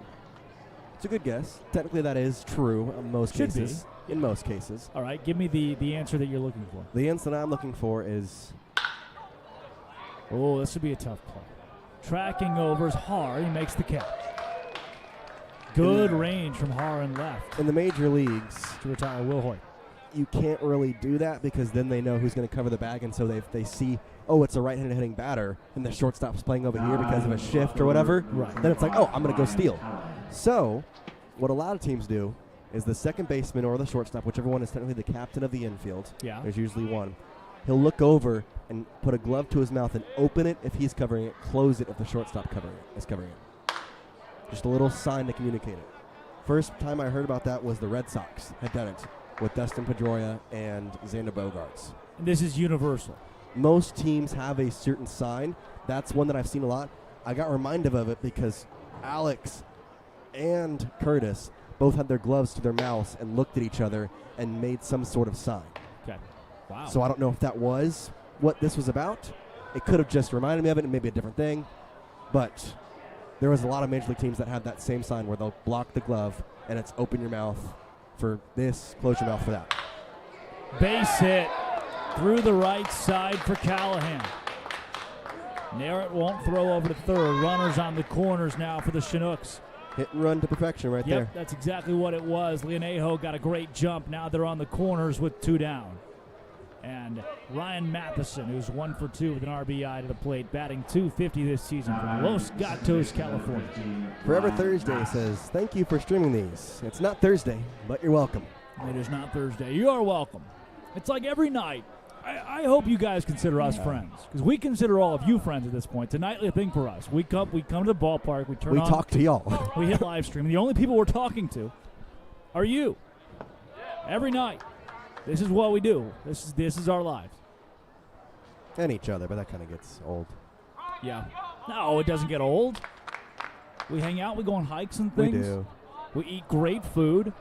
We spend a lot of money on great food. Whoa. Foul. We go on a lot of trips. We go on. I'm excited for our Whittier cruise in a couple days. We're going on July 9th on a glacier cruise in Whittier. Oh, say it again. Come on. Thank you, Eve. She says, you guys are my hashtag besties. There you go. This is why I show up at the ballpark every night. This is. I sit and I contemplate in my master bathroom in the bunkhouse. I don't know if I'd call it that. Wells leaves the slider hanging, and Matheson can do nothing with it. Do it for Eve and Burt Wells. I look at myself in the mirror and I say, you get out there and you go to the ballpark. You do that baseball. Every night. Burt's depending on you, man. It's for you guys. It's for you guys. 1-2 with runners in the corners. Oh! Just missed. Eve, you are my hashtag bestie. 2 balls, 2 strikes. 2 down, 2 in scoring position here in the top of the 5th. Can Wells work his way out of it? 2-strike pitch to Matheson. Miles Smith says goodbye. 2 left stranded. 1 at second, 1 at third, and the Chinooks have not scored now in 4 consecutive innings after taking a 5-0 lead. It's Bucs 6, Chugiak 5 on the Anchorage Bucs Baseball Network.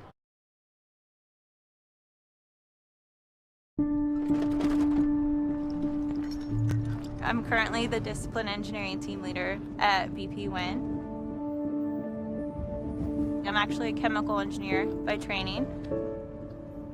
I started my career in the upstream oil and gas division.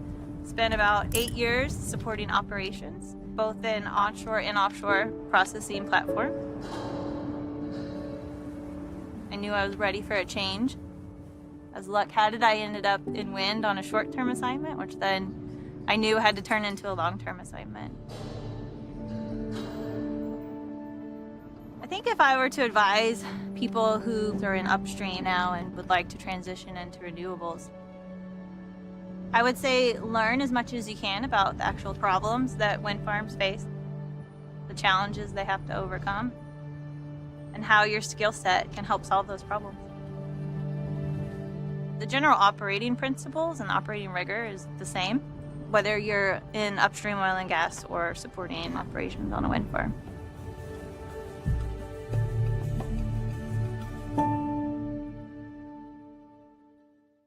First baseman, Dante Turgeon. Dante Turgeon to the plate to lead off the bottom of the 5th inning. Turgeon out of the 5-hole today, batting .271, 0 for 2 today, takes the ball in the dirt. And guess who is on the mound? Rising. Grant Rising. Grant again, 4 innings pitched in this game. He is now at 84 pitches. Rising has not had a very good 84 pitches either. No. Had a 5-run head start, has gone 7 hits, 5 runs, 8 hits, 6 runs, 4 of them earned, 2 walks and a strikeout. Through 4 innings, Rising has gone 4 innings. There's a strike to Turgeon. Dante, 616 over his last 7 days. That's amazing. 2-1. Left field. Underneath it is Callahan. Most not nights. Today. Not today. There is a lot of nights where that is gone, but not tonight. Not today. I thought I'd called it too. Turgeon got all of it. With one out, that all of brings up right it is fielder not number enough 15, in Joey Mulcahy Garrett. this evening. No. Now it's Joey Narrett. Joseph, if you will. Narrett had a 2 RBI extra base hit his last time to the dish. A triple, to be exact. 3-bagger. He's the one that tied the game and then the run that came home to give the Bucs the lead. 1-0. Wow. You know, I realized, for everybody, the people that watch every night, the everydayers, I get it. The ticker at the bottom of the screen, it says the same thing every night, huh? Well, 1-1. High. What else should we put on it? I want to get creative. I want to throw things in there. You know, maybe a joke. Maybe you ever see the Laffy Taffy rappers? Yeah, I've seen those. You know, what should we put at the bottom of the screen to keep everybody entertained? We've got to change it. It gets, it's been repetitive. Wow. It is. Hit hard, a shot to Leonejo. But he throws Narrett out at first. To the plate, catching number 16, Trenton Burkhalter. Rolled over, topped, chopped, hopped, bounced, bounding ball, torpedo. Torpedo. I haven't heard that one. High. Hi, how are you? I'm all right. Lined, shot, roped, scalded. That's a good one. Scalded's a good one. Jolted, sent, ball high. Smacked, raked, laced, hammered, also sent, rifled. Oh, yeah. I thought of a new one. Okay. I don't know if it technically works, but I feel like it'd sound cool. Electrified. 2-0 to Burkhalter's outside. Electrified would be for a fly ball. A home run, line drive, hard hit ball. What do you want to call it? Electrified. Put a jolt into electrified. You can combine them. 3-0. Wow. All right. Burkhalter gets ball 4. Looked pretty good. Yeah. That's fun. Oh, Burkhalter takes first, and that brings up Miles Smith. Smith batting 286. 1 2 outs. That brings up center fielder number 23, Fly, Miles Smith. skied, lifted, sailed, popped, fly ball. Do you know a certain Ira Smith? Ira Smith? Yeah. No. You should. He's one of the best NCAA players of all time. Would it be Miles Smith's father? It would be. Ball outside. Just some basic facts. He won the NCAA batting title in 1989. 488. That's a good average. In 1990, he just did better because he had the 6th highest batting average in NCAA history. 519. He just did better. Easy. 431 over his career, which is 14th best in Division I history. Oh, wow. That ball is not just spiked, it's extra spiked. Rounding second, headed for third as Burkhalter slides in safely. Trenton Burkhalter. Speedy. Hustling.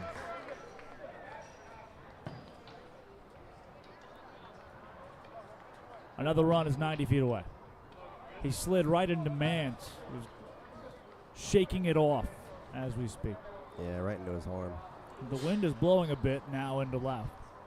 Kate Wells says, it's hard to be so far away from Anchorage. It will be hard for us, too, when we have to leave. Yeah. Thank you for closing the distance. Hashtag Buck Besties. 2-0 low. You're welcome, Kate. Can only Happy you assume could join us. Kate is likely related somehow to Bert and to Sky. Whole Wells family. We love our jobs. It's tough to call it a job. Yeah, it's happy to get out here and do this every day. 3-0 to Miles Smith. We love to show up to the ballpark and complain about umpires, which we haven't been able to do tonight. They've been pretty good. Yeah, it's sing their praises for once. Yeah. Besides that one strike call to the Chinooks. Yeah. I haven't really had a complaint, to be honest. And it ended up not mattering. Yeah, he walked 2 pitches later, so. Hitters count. 2 good pitches there from Rising to come back. 3 balls, 2 strikes. Bucks lead it by 1 here in the bottom of the 5th. A hit from Miles Smith would score Trenton Burkhalter from third. Payoff pitch from the starter, Grant Rising. Lefty fires. Low. And at some point, I get it, their bullpen is thin, but the Chinooks, 90 pitches they don't now. have anybody warming up. Is it 92, 93 area? They've got to get them out of 2 on, 2 out. That Can't brings let up the Eastern shortstop Michigan product number 2, Rising keep Curtis going. Hebert. Curtis Hebert at the plate. Looks like they've got somebody who's ready to go at any point in time. He's Hebert, standing over there. 1 for 2 today. Does have an RBI. Batting .328 on the year. Were you clipping something earlier? What did you say? What was the secret word? Inside joke again. I know. The Zoolander face. Oh, okay. Hebert sharply, a shortstop rover who makes the play at second easily. Bucks strand 2 in the bottom of the 5th, but lead at 6-5 on the Anchorage Bucs Baseball No runs, no Network. hits. No errors, 2 left off. We're into the 6th inning. The Bucks are up 6-5. When I first moved to Alaska, my whole family was saying, oh boy, this is a strange phase in his life. I saw pictures of the place, gorgeous scenery, and then I took a summer job here and fell totally in love with the mountains, the ocean, everything. But I think what kept me here was the people. The idea of starting a brewery seemed to match and mesh what we enjoyed about our life up here. Each other, beer, working hard, and creating something. When we started out really small, we only sold our beer in Alaska. Now that we sell our beer outside, when I travel and I see our beer, it's neat to think that it came all the way from Alaska and I had a hand in making it. The nature of starting a business in Alaska really was just an extension of what Alaska's all about. There needs to be somewhat of a free spirit, a frontier. We just wanted to make a living up here and brew beer and have fun. We're doing the best we can to put Alaska in a bottle.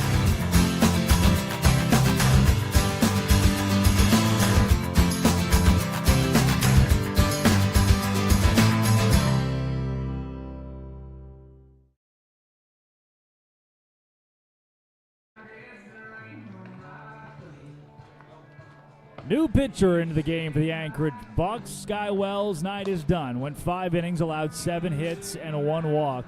5 runs, 4 of them earned, and had 4 strikeouts across those 5 innings, facing 23 batters. Gives way to Steven Hernandez, partner. Steven. The best right-handed pitcher in Arizona, by the way. Yeah, usually a starting pitcher. Funny because he's not right-handed. Right. Plays at Arizona State University. Although, guess what? What? He didn't pitch those last year. In the ABL, though, he's got a 1-3 record, 7.42 run average. 4 games, all starts, so he's making his first relief appearance. And in 13.1 innings pitched, he struck out 12, allowed 12 hits, 11 walks. His last time out, it was against the Chinooks. 4 innings, 3 hits, 5 walks, 3 strikeouts, no runs. There's a strike. His best performance of the year, if you want good news, best performance of the year was against the Chugiak Chinooks. 9-5 win on June 26th. He's actually faced every single team. Yeah. Miners, Pilots, Oilers, Chinooks. In the minimum amount of appearances. Correct. And he's ahead 0-2. Yeah, unfortunately, On Tommy those appearances against the Miners, Pilots, and Oilers, he combined for, what? That's 11 earned runs and total 16. Yeah. That's not the greatest. Yeah. Rover 1 for 2 today. His Fights whip, it though, off. It's 0-2. Whip at 173. Yeah, he dropped it down. That's not bad. But it's up from last week. Oh, yeah, but since 250. Yeah. Had a rough first start. Correct. For sure. 0-2. Oh, Pendergast. It's under his diving glove. He gave his effort. Tried his best. Yeah, Hernandez, 13 1/3 innings. 12 strikeouts, solid. 11 walks. Control has been an issue. You mentioned 12 hits. That's 23 walks and hits combined in those 13 1/3. Now, how does this make sense? The Miners had a negative 1,000 opponent average against them? Is that the game where the stats are? Well, yes. Okay, that probably is why. the game where the stats are a little funky. That's probably why then. And they keep knocking down our door. Ball inside to Cigar. They keep knocking down our door to fix it, and we're not really sure how to fix it. Point streak is great until you finalize a game. Yeah. Don't So ask sorry. me. They keep trying to find. They are hunting us down actively. The freaking GM. Trying to find us. He He's ever called me texted? like twice. Oh. I don't know what to tell him. I don't know how to work point Yeah. streak. He's calling us and telling us that he wants the average the game stats fixed. Okay, tell He's him. got a point, you know. I mean, Call point streak. right? Yeah, I don't know what to do for him. 1-1. Good pitch. Oh, called strike. Look, yeah, it was high. Hey, it's the same guy. Yeah, it's Segura. I don't know what this umpire. I don't know what Segura and this umpire said to each other before the game, or if they have history. But whoa, Well, they have history now after he ran to first base. foul ball.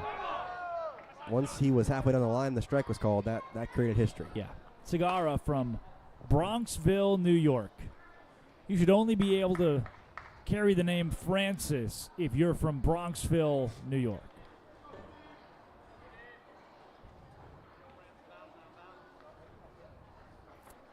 I think his parents call him Frankie at home. Seems like the type of place that would happen. Yep. 1-2. Frankie, right side. Dante Turgeon makes the catch. Wow.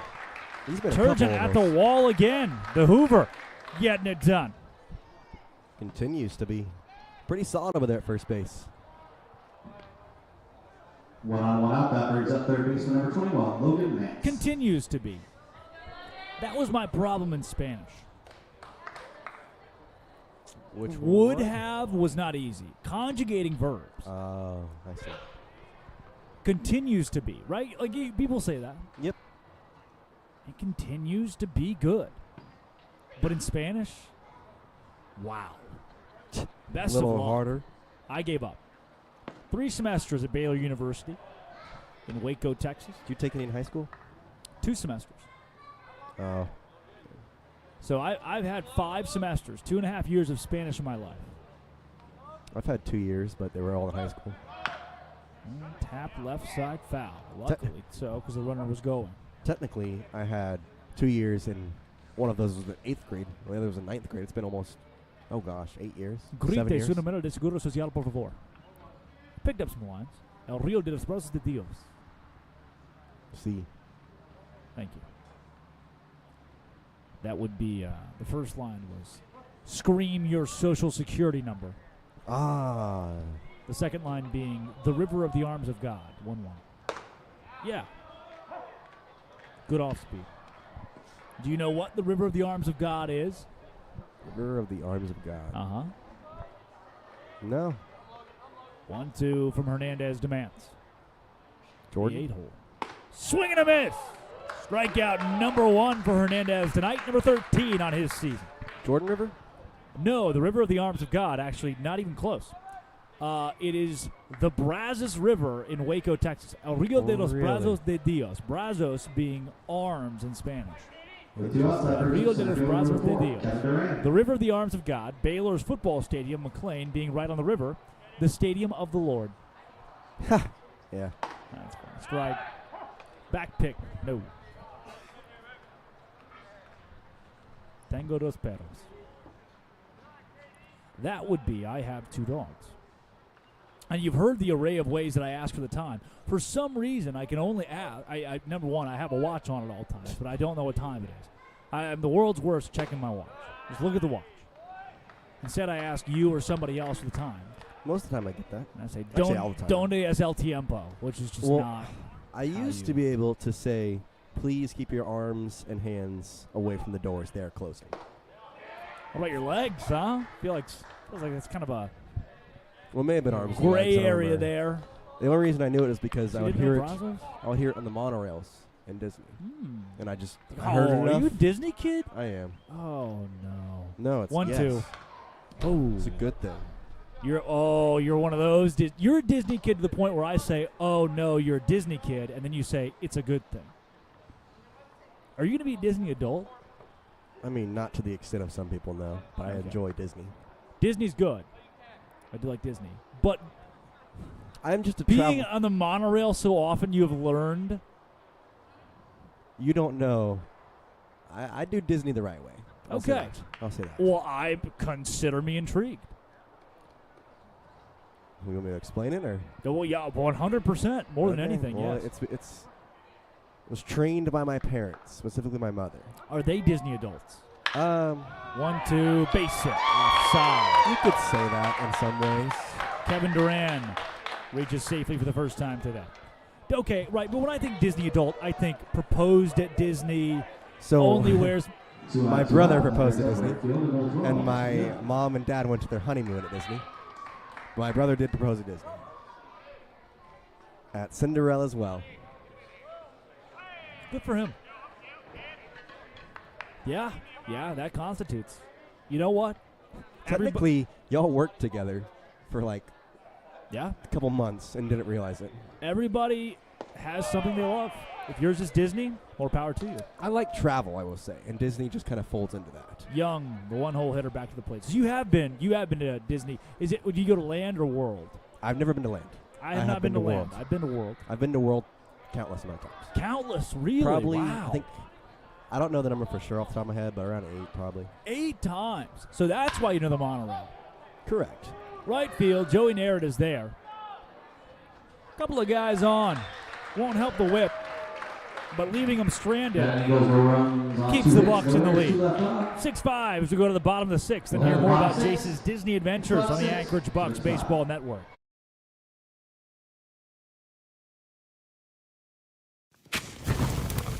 Boar's Head has harnessed the power of fire to unlock an intense new flavor. An expertly charred, flame-grilled masterpiece to take your senses to new heights. Because when Boar's Head lights a fire, we ignite an experience worth savoring. New Boar's Head Firesmith Flame-Grilled Chicken Breast. Flavor forged in flame. Available only at the deli and only from Boar's Head. Compromise elsewhere. If there's one thing I've learned at Speedy Glass, it's that every chip becomes a crack. Today, I'm going to show you why. When we look at a chip up close, we see tons of tiny cracks that are just waiting to spread. Don't wait for your chip to crack. Repair it at Speedy Glass before having to replace the entire windshield. You'll save time. You'll be back on the road within an hour. Book an appointment at speedyglass.ca. Speedy Glass Repair. Speedy Glass Replace. Oh, you're fudging. Back on the Anchorage Bucs Baseball Network.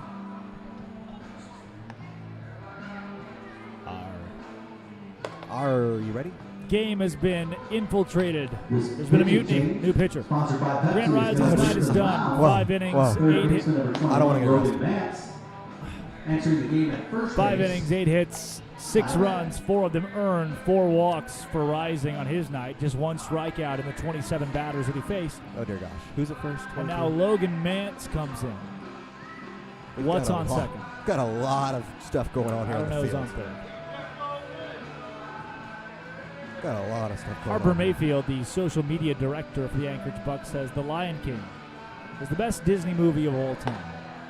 So we got a couple of Disney folks. It's the best Disney movie. I don't think Monsters Inc. I'm pretty sure the Chinooks just lost the DH, by the way, because they brought in their third baseman to pitch. So the new third baseman. Oh, this is going to be so hard. Sorry, Chinooks. Your stats are going to be off. 15 is the new third baseman. No, he was the first baseman. That was Matheson. He moved from He is first. the new third baseman. Number 23, who is Ty Beck. He enters the game at first. Okay, That 15, is what the new happens. third baseman. Ty Beck's in. Ty Beck likes a lot of our content. He liked does. one of my Instagram pictures the other day. Personal Instagram picture. Jacob Rebrook liked one of my Instagram stories. Good. Ball low and outside to Cade Lacey. Might I remind you, he recently met Miss America. He did. She came and took a picture with the entire baseball team. And then Lacey said, hey, when are the individual photos? When is that portion of the photo shoot? And thus, he got a picture with Miss America. Bird, I like the choice. Aladdin's a good one. I don't know if it's the best, but I agree with that one more than Lion King. Logan Mance fires home. Lacey deep in the left and off of the glove of the left fielder Callahan. Lacey with a double. Callahan, it really didn't matter what kind of jump he got on it. It was so well hit on a line from Lacey. Also, if you were wondering, it's por favor mantengas alejado de las puertas. And that would translate to, please keep your arms and legs inside the vehicle. Okay, and you learned that because you've been to Disney so many times and ridden the monorail so many times. Number 3, Ben. Well, I will say I learn it while I'm there. It stays with me for about 4 or 5 weeks after, and then it kind of evades the mind until I go back. And then it pops right back in. Ben Har, the player. Okay.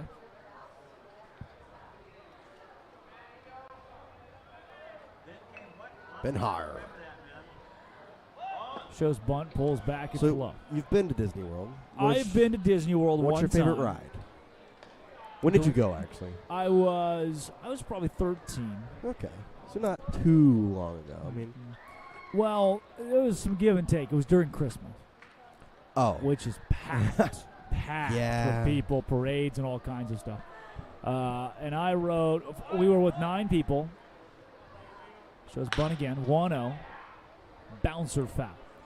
We were with 9 people, all family, immediate family, then grandmother and aunt, uncle, their kids, cousins. 5 got the flu. Oh. Yes. So that was a part of it. I'm going to quickly correct myself. It actually means please stand clear of the doors. Okay. Like I said, I haven't been there in a while, so I don't really remember. 1-1. Inside.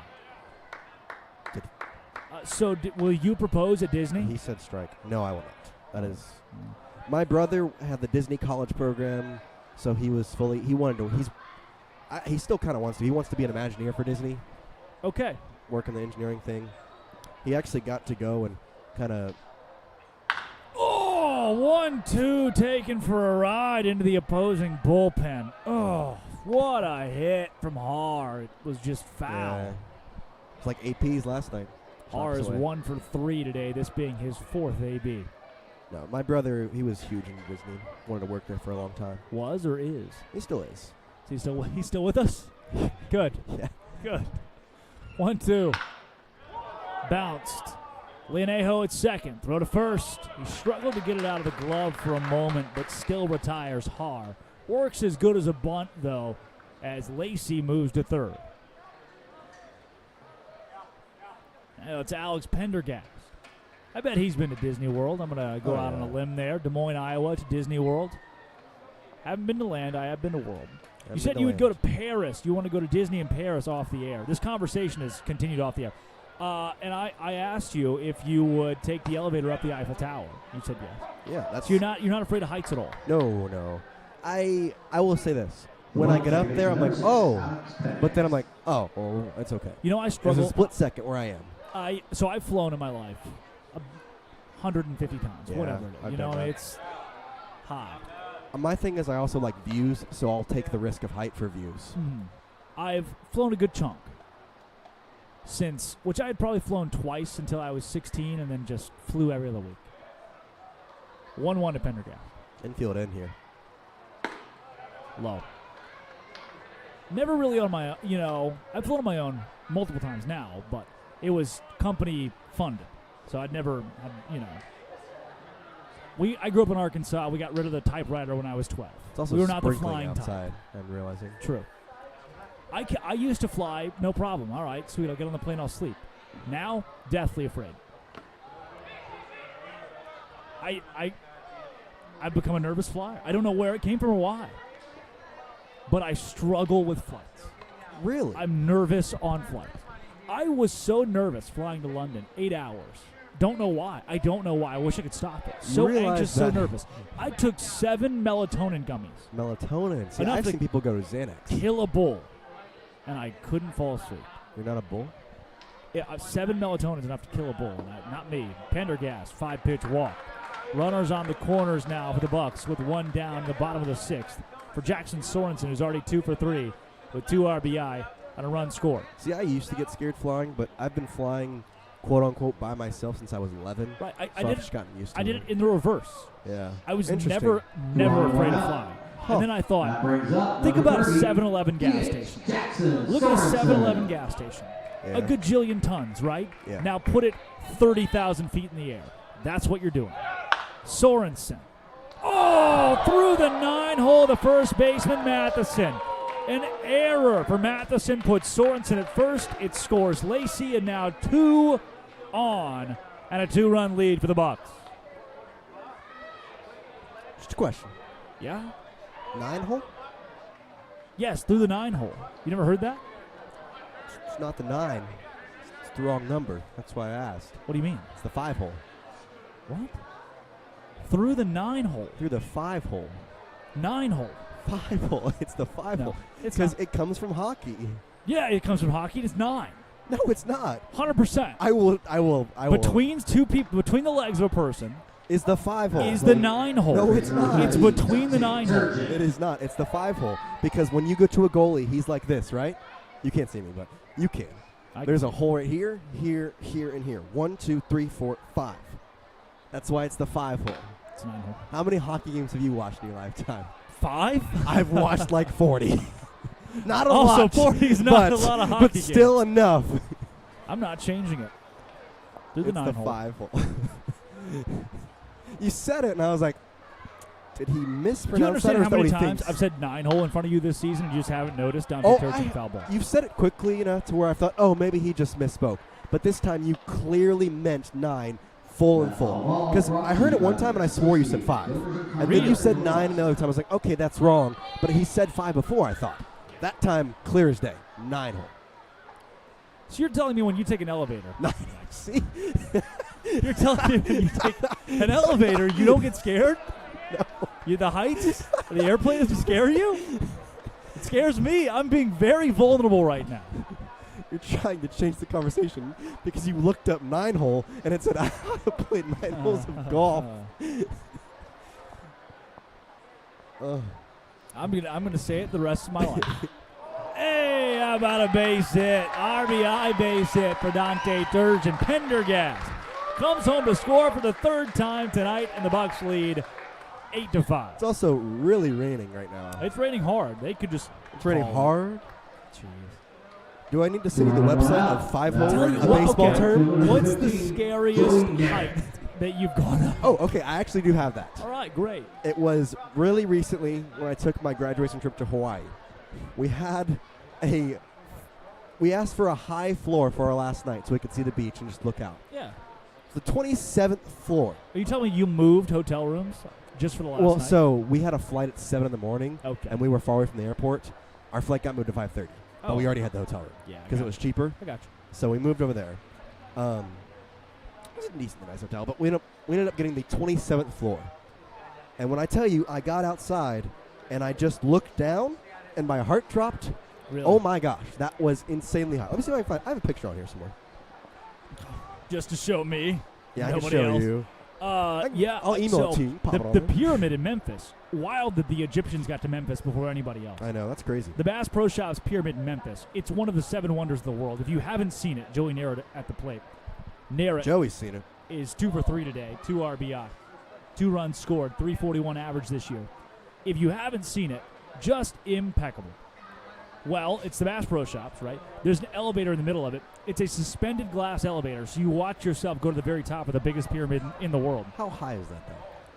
Oh, it's a good distance. It's pouring rain. Can I get a height? Yeah, it is pouring. This game may be stopped here in a second. Aye. Technically, it's a full game. If anybody's asking. 322 feet, so you're going the height of a football Okay, stadium. that's pretty high. And you get to the very top. I don't have a and picture of it, by the way. So you're in a restaurant at the top of the pyramid. It used to be the home of the Memphis Grizzlies, by the way. It was also a concert venue. Right on the river as well. Pretty neat. 0-1-2. Near it. Oh, inside. I don't know how. I don't know how Mance is pitching. It's pouring. But yeah, you go. This game. You go to the very top of this thing. I'll go look at the wet radar. You're in the restaurant. And I was there with some buddies. First time I'd done it, I was there with 2 buddies. They're not afraid of heights. What was this? Was recently? This was Christmas. Went to watch Arkansas in the bowl game. Went to Nashville. Oh, what a bowl game! Burned by the down way. Broadway. Oh, strike inside. And yeah, great bowl game. They're not afraid of heights. I am. So I wanted them to be afraid with me. So I said, boys, pretty crazy how high up we are. They're like, oh yeah, who cares? I said, you ever heard of the New Madrid fault line? Of course, they both like, no. Oh, near it. Tough play. Oh, what a flip. The tag. Safe. Bases are juiced. Here's what happened. Leoneo gloved it at second. Deep. Flipped it with a backhand to the shortstop Rover, who was away from the bag, so tried to tag Turgeon and didn't get the tag laid down in time. They are juiced now for the Bucs. Infield single. Yep. So, New Madrid fault line, turns out, is the Also- single most dangerous fault line in the United States of America. It once What? ruptured in the 1800s, Continental, 48. Oh, okay. Once, the worst one's here in Anchorage. Well, I was thinking it would be in San Andreas. Right, you would think that, but no. When the New Madrid ruptured over 150 years ago, it was so bad the Mississippi flowed backwards for days. Flowed backwards. So Oh, I my. asked them if they knew about the San Andreas fault, the New Madrid fault line. Neither of them had heard of it. So I enlightened them as we were suspended 300 feet in the air. But here's the good news. Why would you do that? If it decides at any point in time that today's the day the New Madrid fault line ruptures and you're at the top of the pyramid in Memphis, it's already, you can give up. It's It's fun. done. You're done. Have You're a good done. day. You'll see you later. Good morning, good afternoon, good night. Largest earthquake in the lower 48. See, New Bert Madrid. knows There you earthquakes. go. I took geology this past semester. Geology rocks for jocks, safe at second base. Forever Thursday knows 5-hole. 5-hole, yeah. 5-hole, mate. Good chat.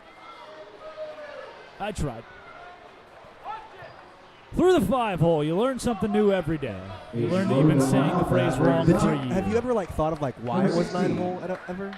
You just heard it once and thought 9-hole, nice. 9-hole makes sense in my brain. I don't know why.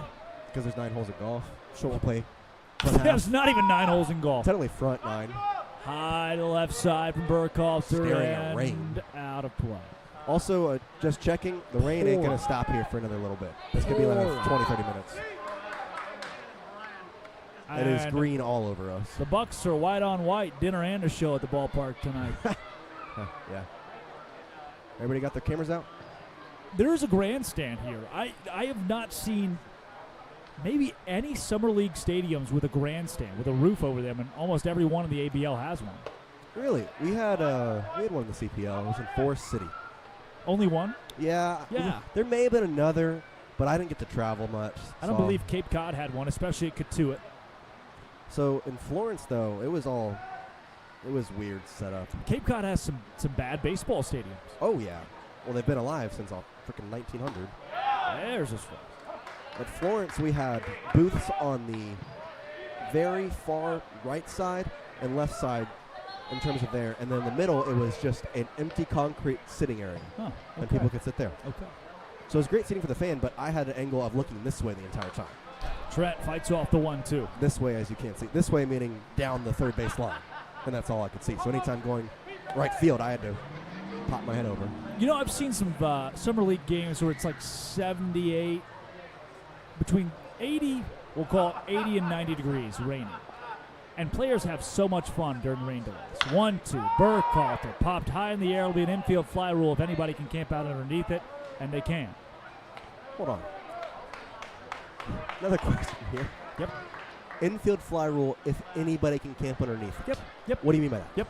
It can't. So if it's got somebody in a tizzy, like it's got to be an infield fly that is readily catchable.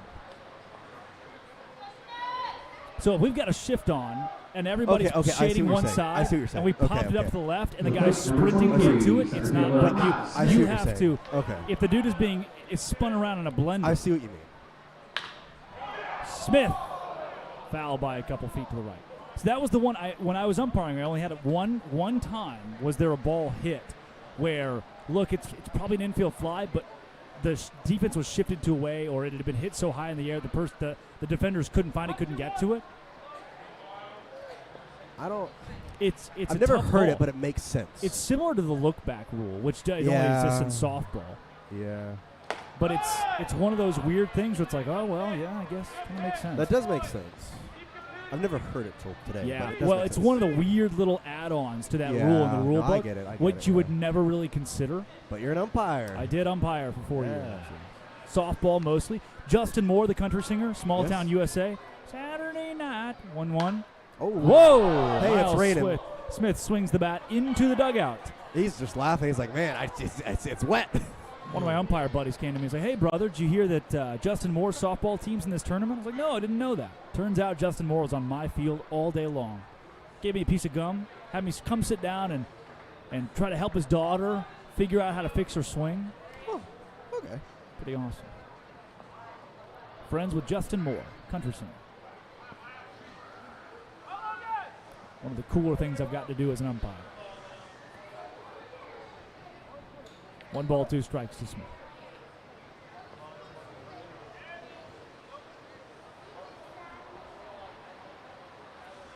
Mance is taking his time. The ball's soaking wet. Mance is soaking wet. Everyone is soaking wet. I really think we may want to take us up. The Bucs have been the only team to not be victim of, well, they did have the one in Kenai, but not a lot of serious weather issues. A little bouncer. Mance, all he's got to do is flip to first. That's exactly what he does. Leaves them stranded, but the Bucs get 2 more in the bottom of the 6th. Through 6. Chinooks, 5 runs, 8 hits, 2 errors. Bucs, 8 runs, 11 hits, 1 error. Here on the Anchorage Bucs Baseball Network.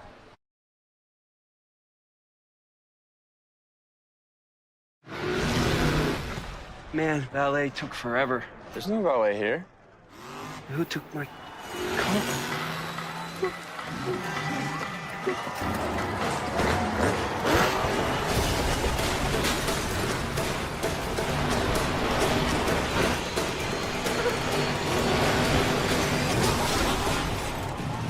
That could have been bad.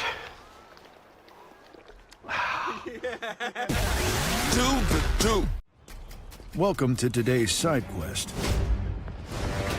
The store run against the clock.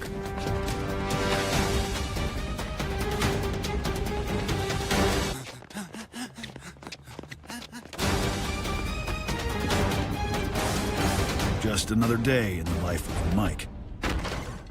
Lemonade that hits harder for Mikes that go harder. The world needs more Mikes.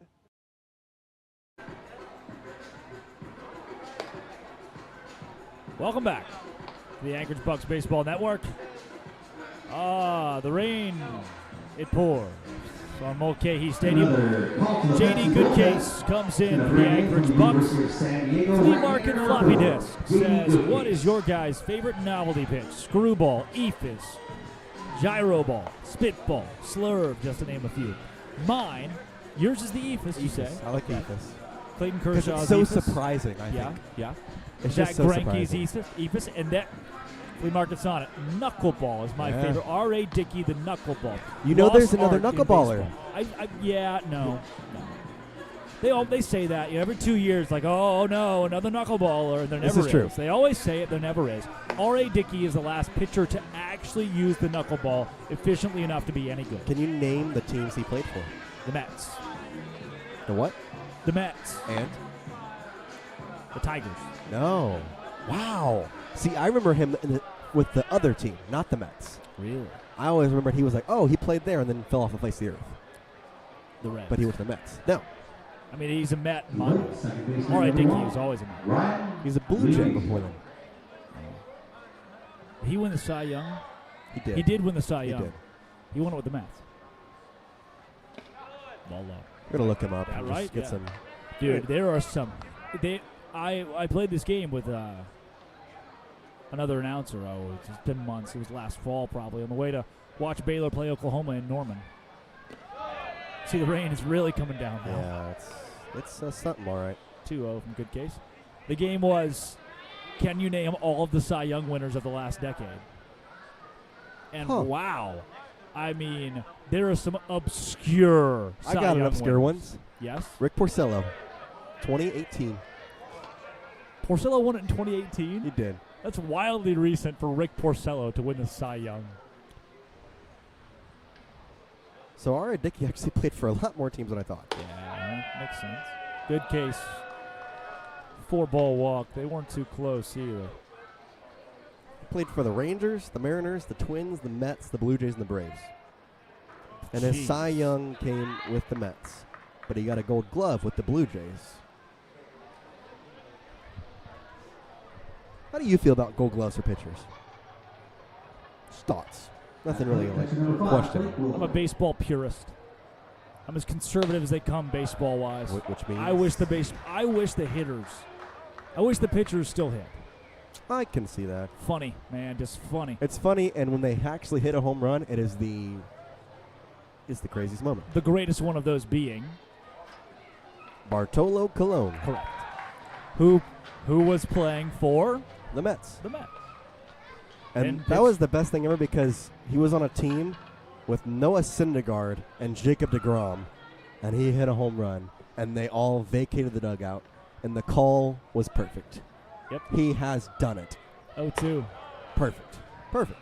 Now, Bartolo Colon, also a Cy Young winner. Huh. Bartolo Colon. 2012?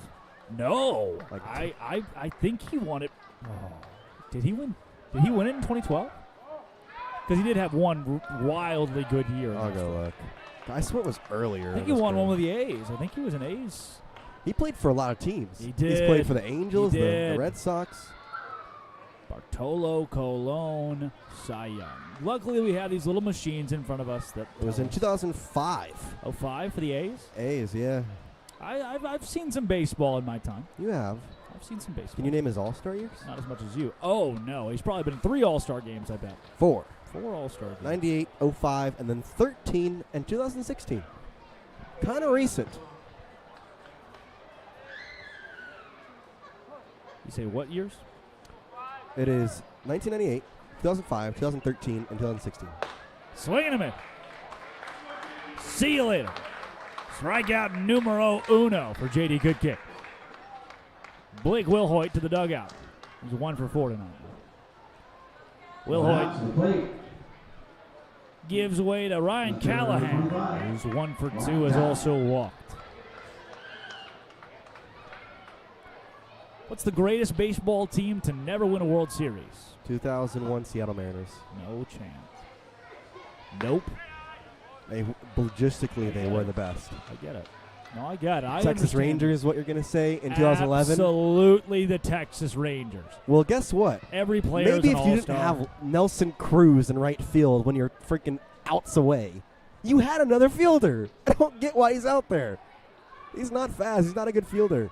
And you want to hear, have you heard the story? Have I heard the story? You heard the story of what, there was a rumor about him not playing in his exact position. Really? Yeah. There's a rumor that he was closer up because he wanted to be ready for the celebration.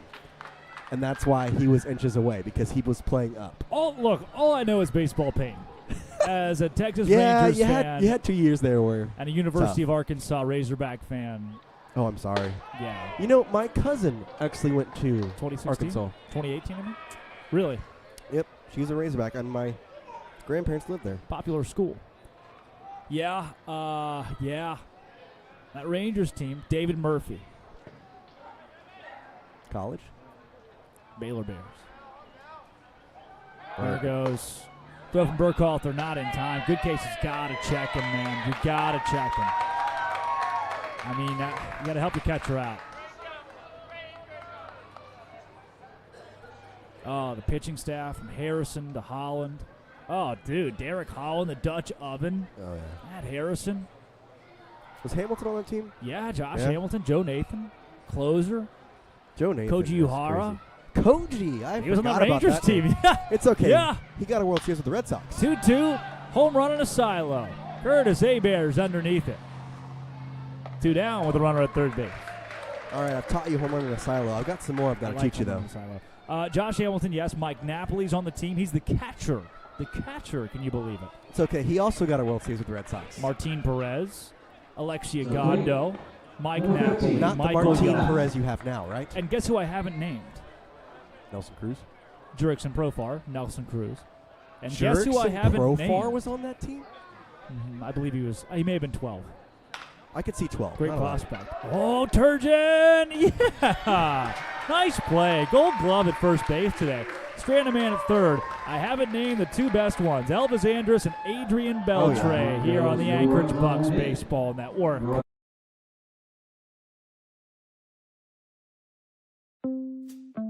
If there's one thing I've learned at Speedy Glass, it's that every chip becomes a crack. Today, I'm going to show you why. When we look at a chip up close, we see tons of tiny cracks that are just waiting to spread. Don't wait for your chip to crack. Repair it at Speedy Glass before having to replace the entire windshield. You'll save time. You'll be back on the road within an hour. Book an appointment at speedyglass.ca. Speedy Glass Repair. Speedy Glass Replace. An alert from Wells Fargo. $107 at Doggy Lover's warehouse. No, I would never. Doggy Lovers, please.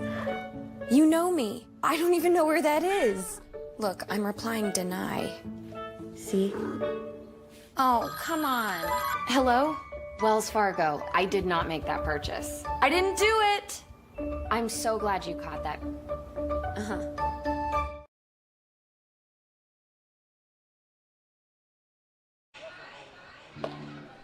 Bottom of the seventh. We are all stretched out. Man's back on the mound for the Chinooks. Drake Toll alongside Jace Andrews.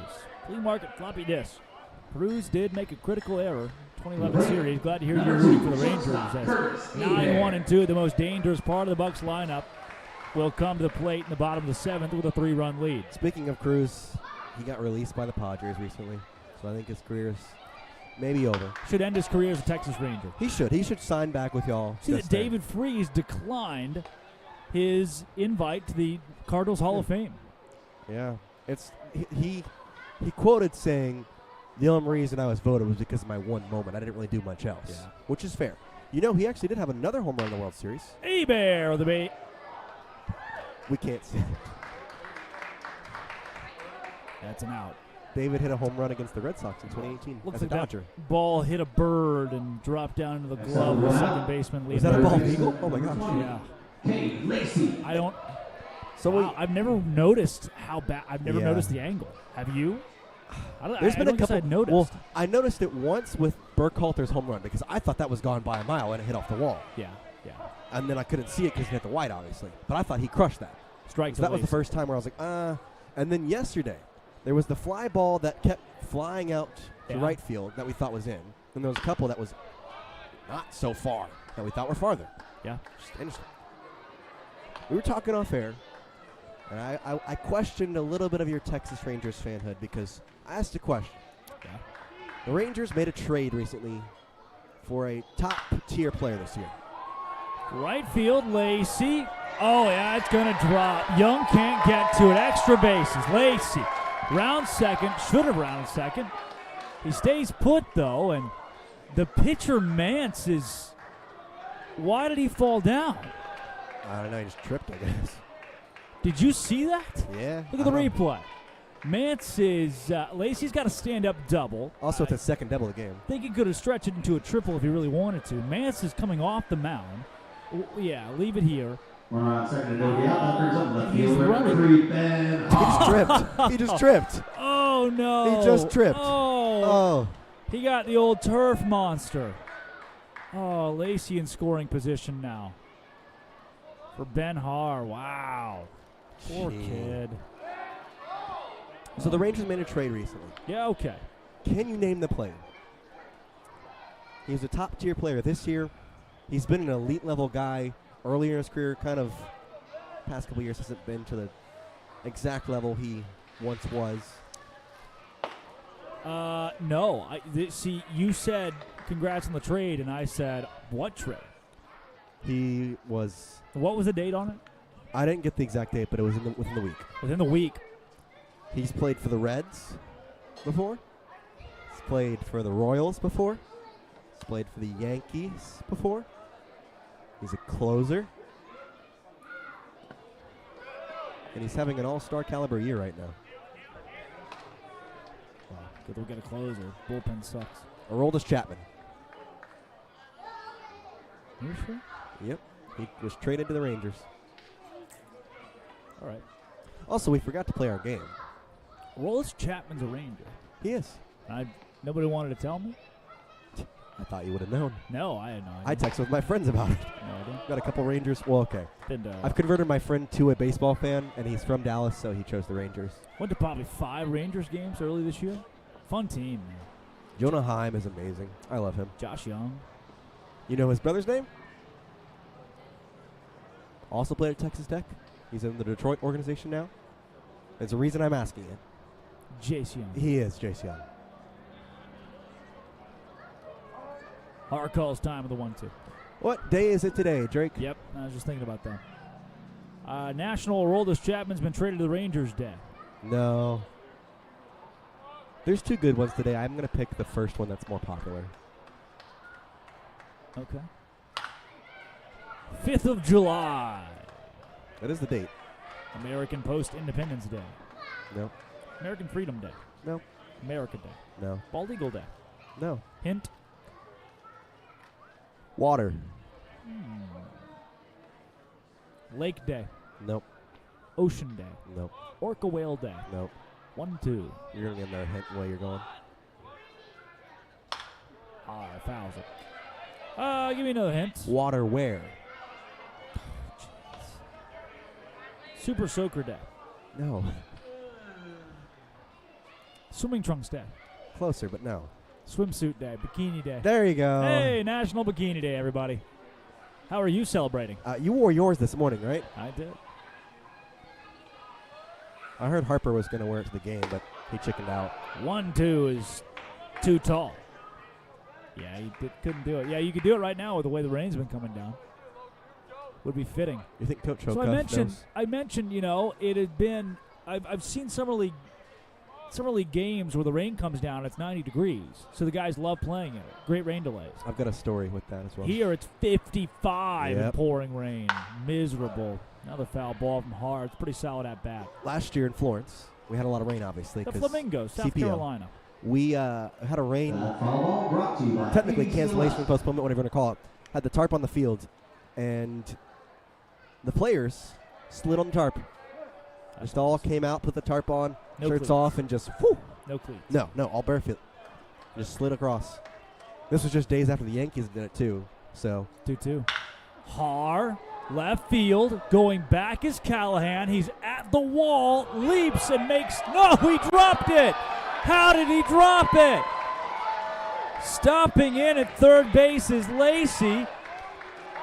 hold your horses, everybody. Hold on. He thinks he caught it. Callahan saying it was on the transfer. That is what the Chinooks are arguing. On the field, it was called a base hit. That's important. Yep. Callahan says that he had it, and it looked like, from my perspective, he did, because it popped out of his glove fairly late. He is making the case. Listen, I can't see the greatest on the stream here, but it never looks like he had control of it. If we're going to go by the NFL catch rules, I don't think so. I mean, if Dez didn't catch it, neither did Callahan. No. I just don't know if they called it on the field. Mance is frustrated. If they called it a hit on the field, then I think it's got to stand.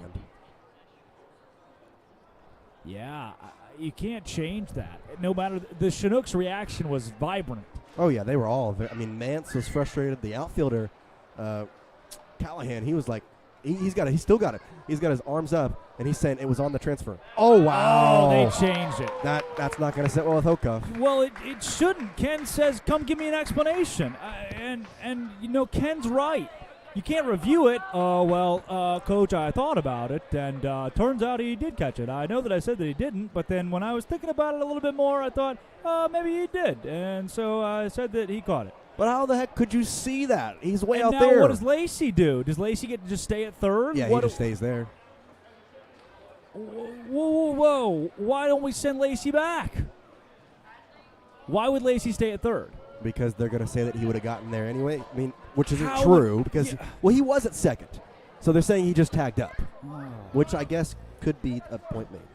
All right. F7, I guess. I just don't. There's not review. Once you've called it, Pendergast to short. Rover, throw to first is in time. The Bucs will strand Lacey at third. I don't get it. I will never get it. It's the same as when high school referees add 0.6 seconds on the clock. Yeah, how? It happens all the time, and it makes no sense on the Anchorage Bucs Baseball Network. Of all the reasons we love Alaska, easy isn't one of them. We like a good challenge, but we also love innovative technology that simplifies our busy lives. Whether you want to make a deposit or pay a bill, check in or check out, or quickly send and receive money, one bank has the online and mobile tools to help you through whatever comes your way. Simple, secure, reliable. Bank on the go. First National Bank, Alaska.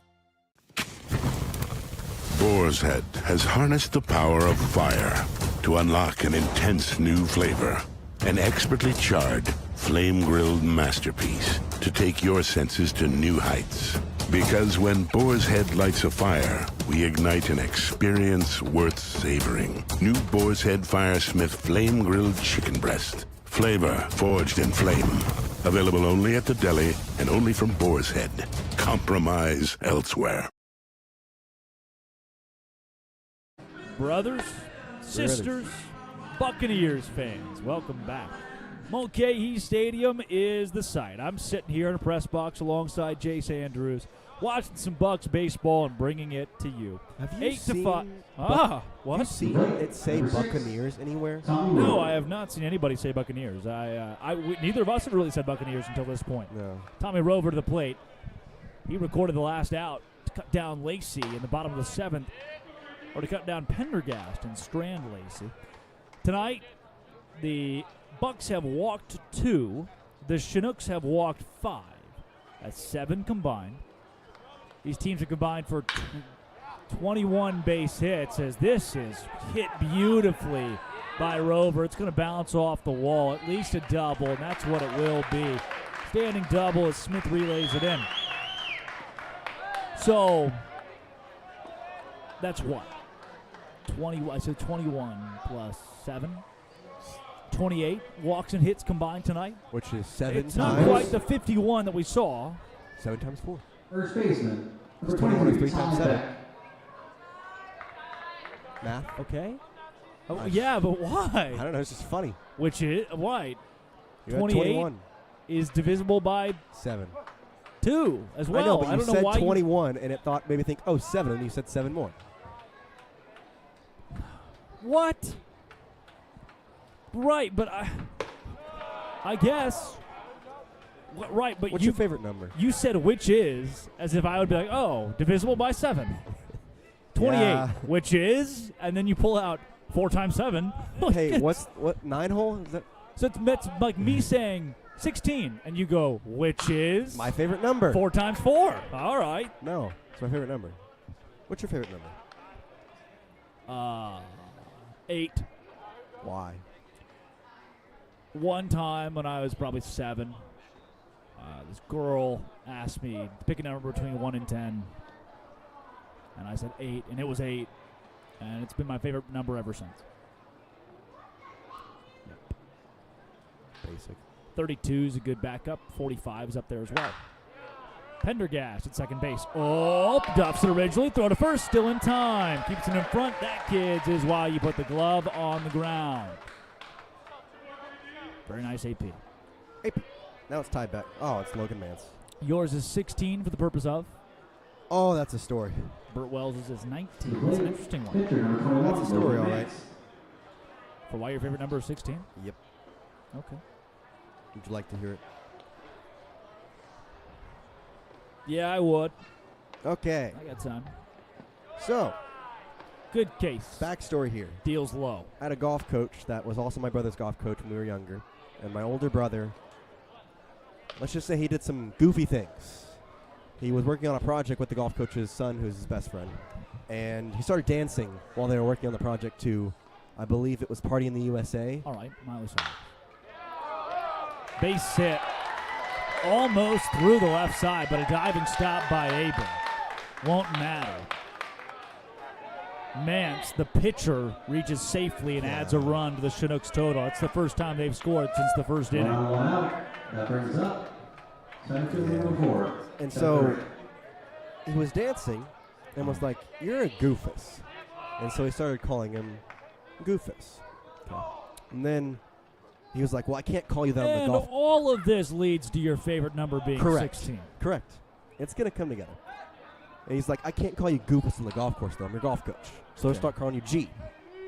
Well, then on the golf course, brother decided to start dancing to Michael Jackson's, what is it? Beat It? No, the Halloween one that everybody likes. Thriller. Thriller. He started doing Thriller on the on the golf course. Okay. And so he said, "You're not just a goofus. You're a super goofus." And all of this, yes, it's coming, is how your favorite number is 16. So, my brother had the nickname Super Goofus since he was in 8th grade. SG. They just call him SG. Well, senior year of high school, he got on varsity, and his best friend, who would remind you, was the golf coach's son. He got to request my brother's number for him because he just kind of came on the team. Burkhalter throw to second, not in time. And so, he said, "Get him 56 because it kind of resembles SG." So his number became 56. His golf number? You guys had golf number? Football. Okay. His senior year of football. And so he got 56 for his senior year of football. Because he was coming up, and his best friend said, "Give him 56. And so he gave him 56. And then I became, under my golf coach that was also the golf coach that my brother had. And he's like, "Well, I see where it's going. You also need a nickname." Little? And so I became Lil Goofus, i.e. 16. 1-6. 1-6. LG. 1-6. And you want to know the best part? My little brother is OMG. Because when he was about 4 or 5 years old, we were looking at Christmas lights. And we come to this house with a ton of lights on it. And he says, OMG. 5 years old. Never said it in his life. Says it. Became that. And his number is 36. You flip the M. MG. 36. All right. There you go. Yeah, that was a much more intricate story than mine, for sure. It's okay. I know some people, so it's like, oh, that's my favorite number because someone else who I liked also had that number, and then I just kept it. Oh, yeah. And I was like, that's why I was 45 for Derek Holland. One of the more obscure players you could have a number after. 3-2 to the 9-hole Duran. Payoff from JD Goodcase. Checks off second. Deals a ball in the dirt. All right.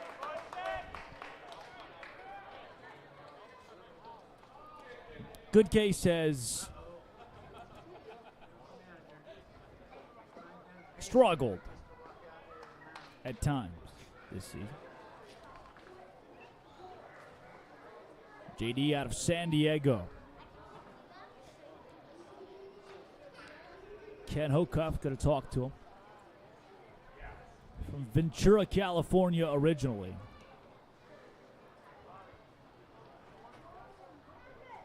Good case, 0-2, 5.78 ERA. 9 appearances, 14 innings, 17 walks, and 16 hits. 33 walks and hits combined in those 14 innings. He's got runners at second and third with only one down. The lineup flips as Austin Young comes to the plate for the 5th time today.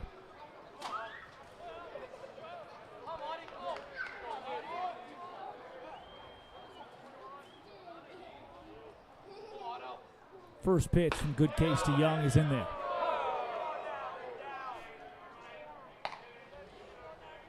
It's the top of the 8th, by the way. Surprisingly, this game, the go-ahead runs to the plate. This game is it's gone from the Bucs comfortably leading. It felt like a comfortable 3 at least. Oh yeah, having scored 8 consecutive. Step off, yeah. You need to step off at that point.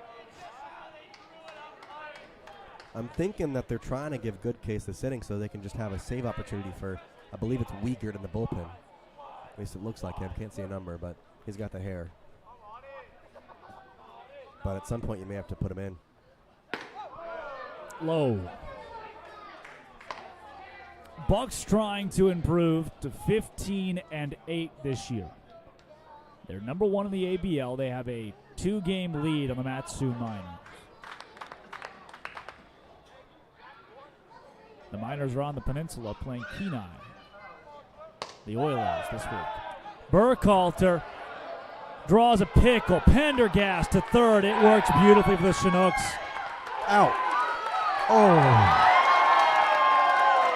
Swim move at second. And Duran is safe. Both runners advance. That's one of those where at some point you just got to like throw it to third and make sure it doesn't go, but that's one where you just kind of feel silly, but at the same time, you did most everything right, but the first throw needs to go to third. Yep. Because if it goes there, then all you've lost is an out that he stays at second. This way, now they're both moved up. That should have been an easy out. Good Case can't find the strike zone. Yeah, I think a walk here, you got to bring in Wiegert and face a tough scenario for him.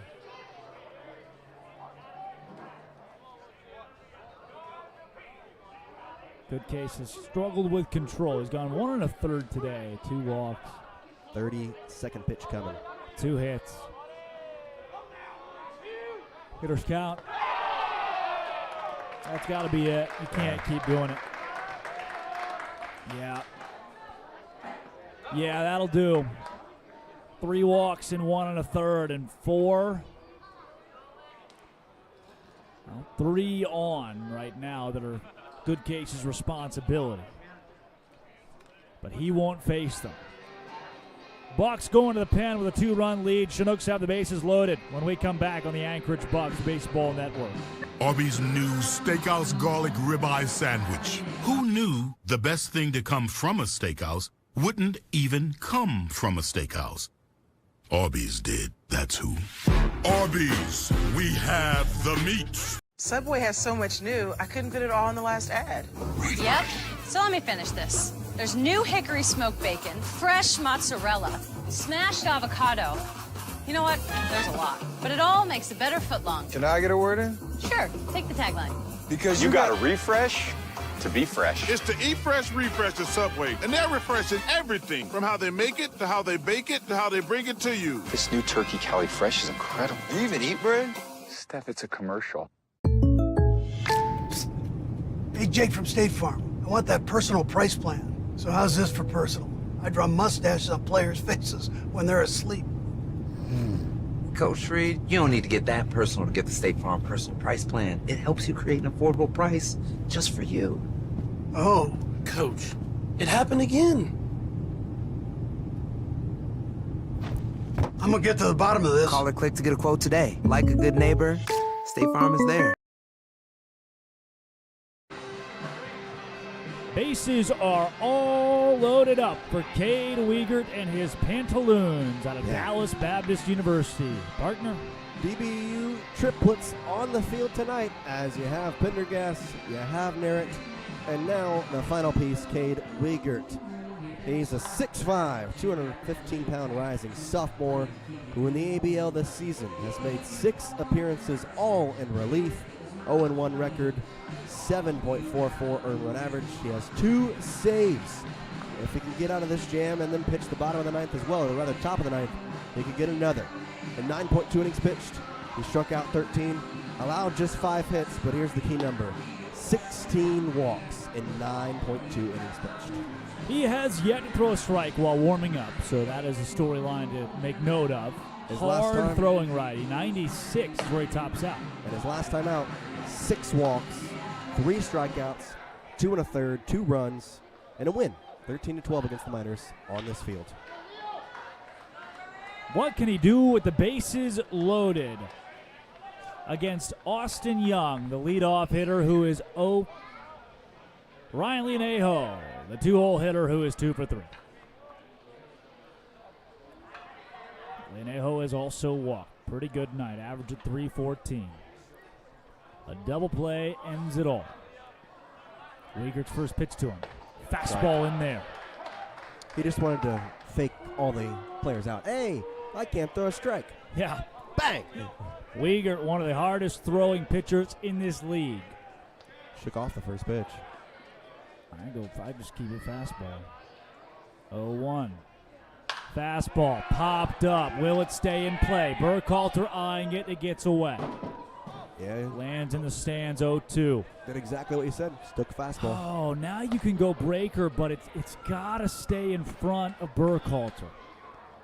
You can throw a breaking ball here, but it's got to stay in front of Burkhalter. I think you just got to make sure the signs are well communicated. Yep. Because if Burkhalter knows that, okay, it may go out to the outside, I need to be ready to slide at any point to block it. Burkhalter moving outside.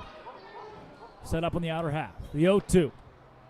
Oh, foul ball, but wow, it was hit a country mile to left field by Leonejo. He went inside fastball there. I don't think he meant to. I don't know if he did. I think he was trying to go outside fastball and he just misplaced it. Yeah. Oh, Leonejo almost made him pay. Ahead on the fastball.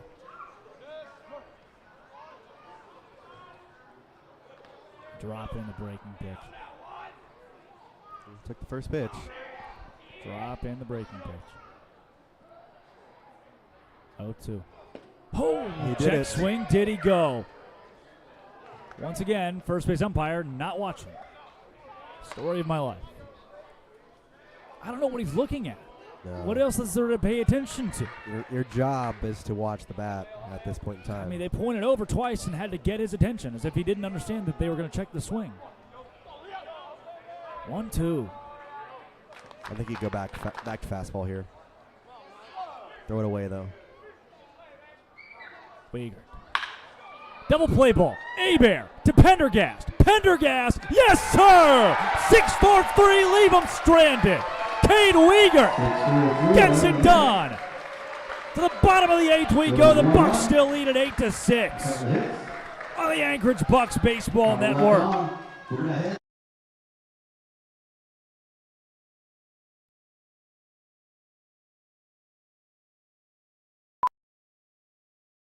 Keep on the sunny side, always on the sunny side. Come into Village Inn and see why the sun rises and sets with breakfast. It will help us every day, it will brighten all the way, if we keep on the sunny side of life. Because a good meal is about more than just how it tastes.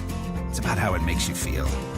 Keep on the sunny side, always on the sunny side. Keep on the sunny side of life. Village Inn. Qdoba's new Chicken Diablo nachos are made with hand-diced pico de gallo, which means they're as fresh as... They're also loaded with juicy adobo chicken, flame-grilled in-house, so they're as flavorful as... And they're topped off with fiery queso Diablo, so they're as spicy as... New Chicken Diablo nachos. Try them today, only at Qdoba. United by flavor. Back here on the Anchorage Bucs Baseball Network. Drake Toll alongside Jace Andrews. What a play. Abear at short has been a force all night. Pendergast helping him complete it. The Chinooks had the bases loaded and couldn't do anything with it. Cade Weegar faced just one batter to get 2 outs. And he's in line for a save if he can shut it down in the top of the 9th. But the Bucs get to come back to the plate here in the bottom of the 8th beforehand. Yeah, and here's the best news. If the Bucs get 5-6 runs on the board, doesn't matter. He can still get 3 outs and get a save. Yep. DH number 30, Jackson Sorensen, who has been good at baseball this entire season. He is 2 for 4 tonight with 2 RBI and a run scored, a .382 average. Burt Wells says, oh yeah. Looks like they have Logan Hurd in the bullpen should he be needed. So who's in line for the win? In the win? Sky. Because he... Yeah, he came out. He was ooh. Sorensen, center field, dropping fast, but Duran is there. Let's see. Go to the Bucs. He pitched 5 innings. Okay. Oh. One out, that brings up first base. Technically, how many were earned? 4 were earned. But the thing is, the pitcher who was in when the Bucs took the lead that technically would give them the win is Steven Hernandez. Yep. Because he pitched 1 inning, which was the 6th, which was when those 2 runs were scored that would have technically won the game. So Steven. How many wins does Hernandez have this season? Would it be his first? It would. It would be Wow. Pretty well, sure it'd be his maybe first. using Hernandez in the relief role is the way to go from here on out. You want to know something else? Yes. J.D. Goodcase gets a stat. Can you name it? A hold. Yeah. Koji Uhara. He was a closer for the Red Sox. Was not a closer for the Rangers due to Joe Nathan. He closed out the 2013 World Series. Yeah. There's a strike. Hernandez. Let's go Bucs. Arizona State would be his second win. Second one, okay. He's 1 for 3. He started. Hey, how about a little base hit? It'll be both against the Chinooks and in his last 2 outings, too. Yep. Dante Turgeon now 2 for 5 today. Breaking bats and getting hits. Dante Turgeon. That's what he does, man. That's what he does. One out, that brings up number 15, right fielder. Now it's Joey Narron, who is 3 for 4 with 2 RBI, 2 runs scored, and in line for your player of the game. Especially if they can do something here. Right on left. Every Buck has reached tonight. That's called strike.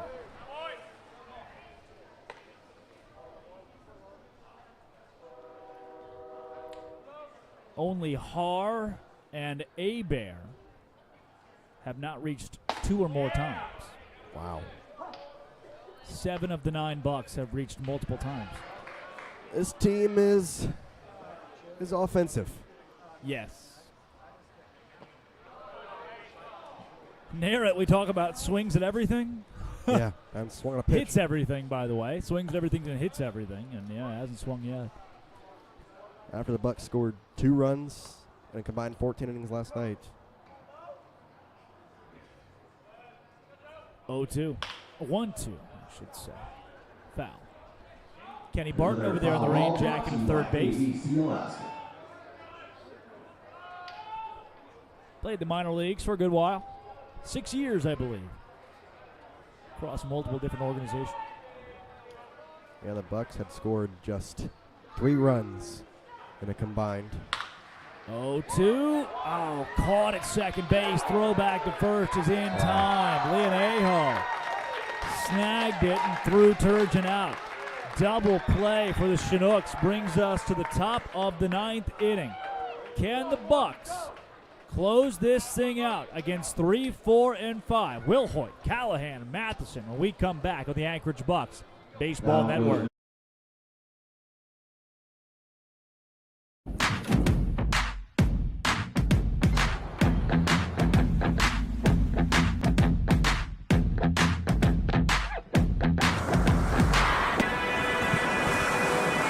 Okay, let's have some fun, huh?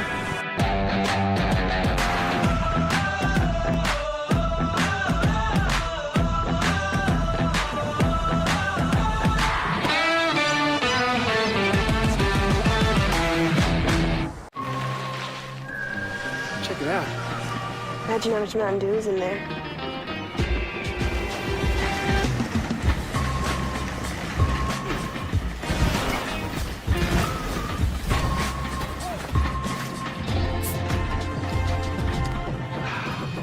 Hey, guys! We should probably drink these fast.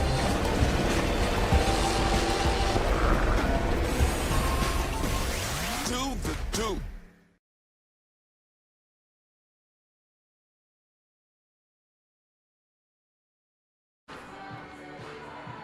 Top of the 9th inning. Who sings this song? Disturbia. Beyonce. Rihanna. Rihanna. I knew it was one of two, and I just guessed. So close. As soon as you had that little creak smile, I was like, it's Rihanna then. Cade Weegar back on the mound. Opportunity to nail a save for the DBU Patriot. He's got to deal with Will Hoyt, Callahan, Matheson. Will Hoyt 1 for 4 this evening with an RBI, batting .318 on the year. Callahan 1 for 3 with a walk, batting .314 this season.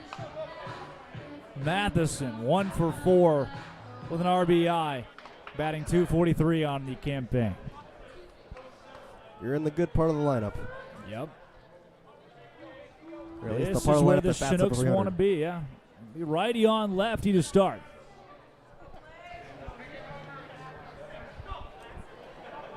Weegar, hard throwing right, 96 miles an hour. Played hero in the top of the 8th. Came in with the bases loaded and only one down, got himself out of it. Was a ball outside. Weegar also a big fisherman, fishing for a save right now. 2 out of 10. Still hunting for the 0, or the 1, whatever it was. 0, you give me 1. 1-0. Strike. I got the 1 with the Eagles comment. 96 from Weegar. He is juiced up. Can guarantee you, Will Hoyt does not want to bunt. Oh, baby. You got to swing the bat if you want a chance to stay alive. You want to know what's funny? Will Hoyt has probably caught Weegar countless amounts of times. Yep, the DBU guys. 1-2 from Cade Weegar. Way high. Nice stab there by Burkhalter. Will Hoyt also knows that Weegar's had control issues before. That's why he stuck the bat out. Couple of fake bunts. Mind games. The 2-2. Off speed, falls off the table. That's one where I think it helps that Will Hoyt knows Weegar. Payoff. Here in the top of the 9th with nobody on and nobody down from Weegar to Will Hoyt. Both Dallas Baptist products. The pitch. Here's another foul ball brought to you by ABC Alaska. The Bucs would be winners of 9 of their last 10. They can close it out here. Swing and a miss!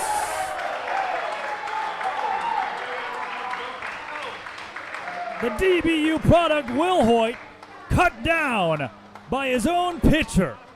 One down from Cade Weegar. Left fielder number 25, Ryan Callahan. Electric. Now just got to keep it going. 2 more. Ryan Callahan to the plate.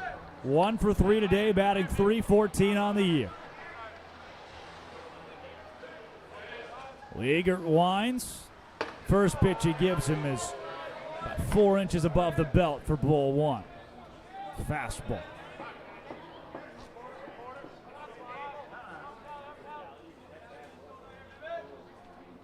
One-0. High, shallow left field. Har sprinting on. Makes the catch. Wow. Lays out as he does it. Hebert and Smith both were far closer to the ball than Har and left, but Ben said, I want it. I don't know And if he Miles got saw it. I mean, that's 50 yards maybe from where he was playing. Sprinting. I mean, he was bolting it. 2 down here in the top of the ninth. That brings Wager up staring 15. down the barrel of a Ryan save, and he deals with Ryan Matheson. 1 for 4 today. 243 average. The Bucs once trailed 5-0 in this game. And we knew right away it was not over at all. Knew it would be high scoring. 14 runs, 23 hits combined. 0-1. Oh, what a beautiful pitch. Finish it off. 0-2. Smell like breakfast up in here? Kind of. You smell that? Smells like breakfast to me. Got some bacon in it. Just high with a ball.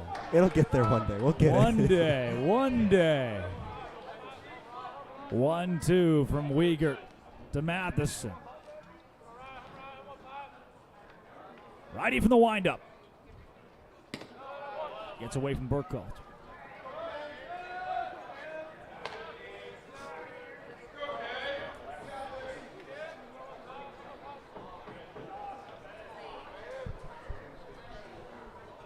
Two balls, 2 strikes with 2 down in the top of the ninth. Wiegert. Foul tip, and Burkhalter couldn't hold on. Wiegert vying for his 3rd save this year.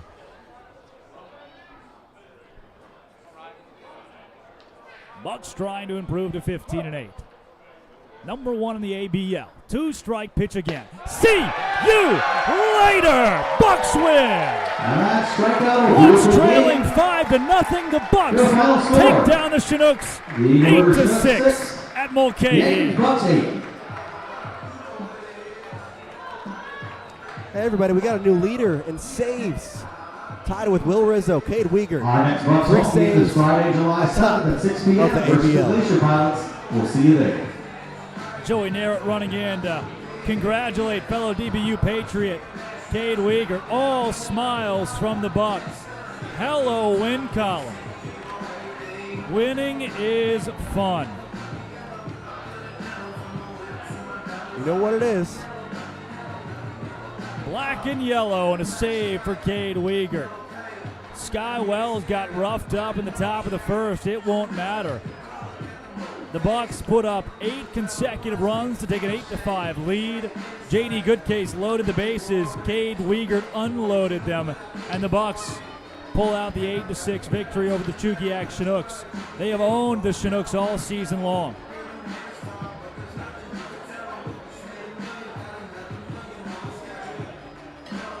Partner, who is your player of the game tonight?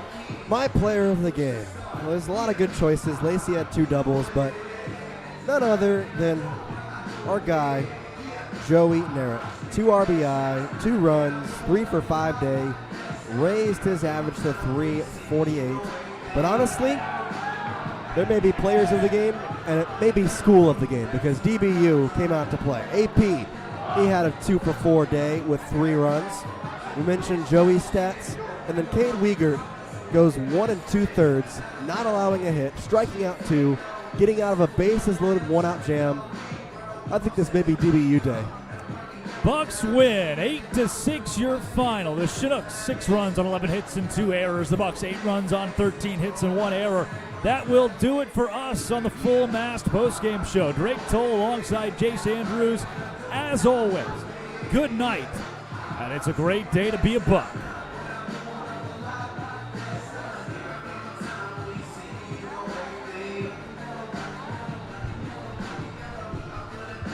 It was time to update the bathroom. But we didn't want to break the bank. Rebath made it effortless. A Rebath design consultant came to our home and presented us ideas and products in a way that made our decisions simple. They took away the old, installed the new, and gave us the bathroom we've always wanted. Style affordably. Call 1-844-9REBATH for your free in-home design consultation today. Of all the reasons we love Alaska, easy isn't one of them. We like a good challenge, but we also love innovative technology that simplifies our busy lives. Whether you want to make a deposit or pay a bill, check in or check out, or quickly send and receive money, One bank has the online and mobile tools to help you through whatever comes your way. Simple, secure, reliable. Bank on the go. First National Bank, Alaska. Arby's new Steakhouse Garlic Ribeye Sandwich. Who knew the best thing to come from a steakhouse wouldn't even come from a steakhouse? Arby's did, that's who. Arby's, we have the meat.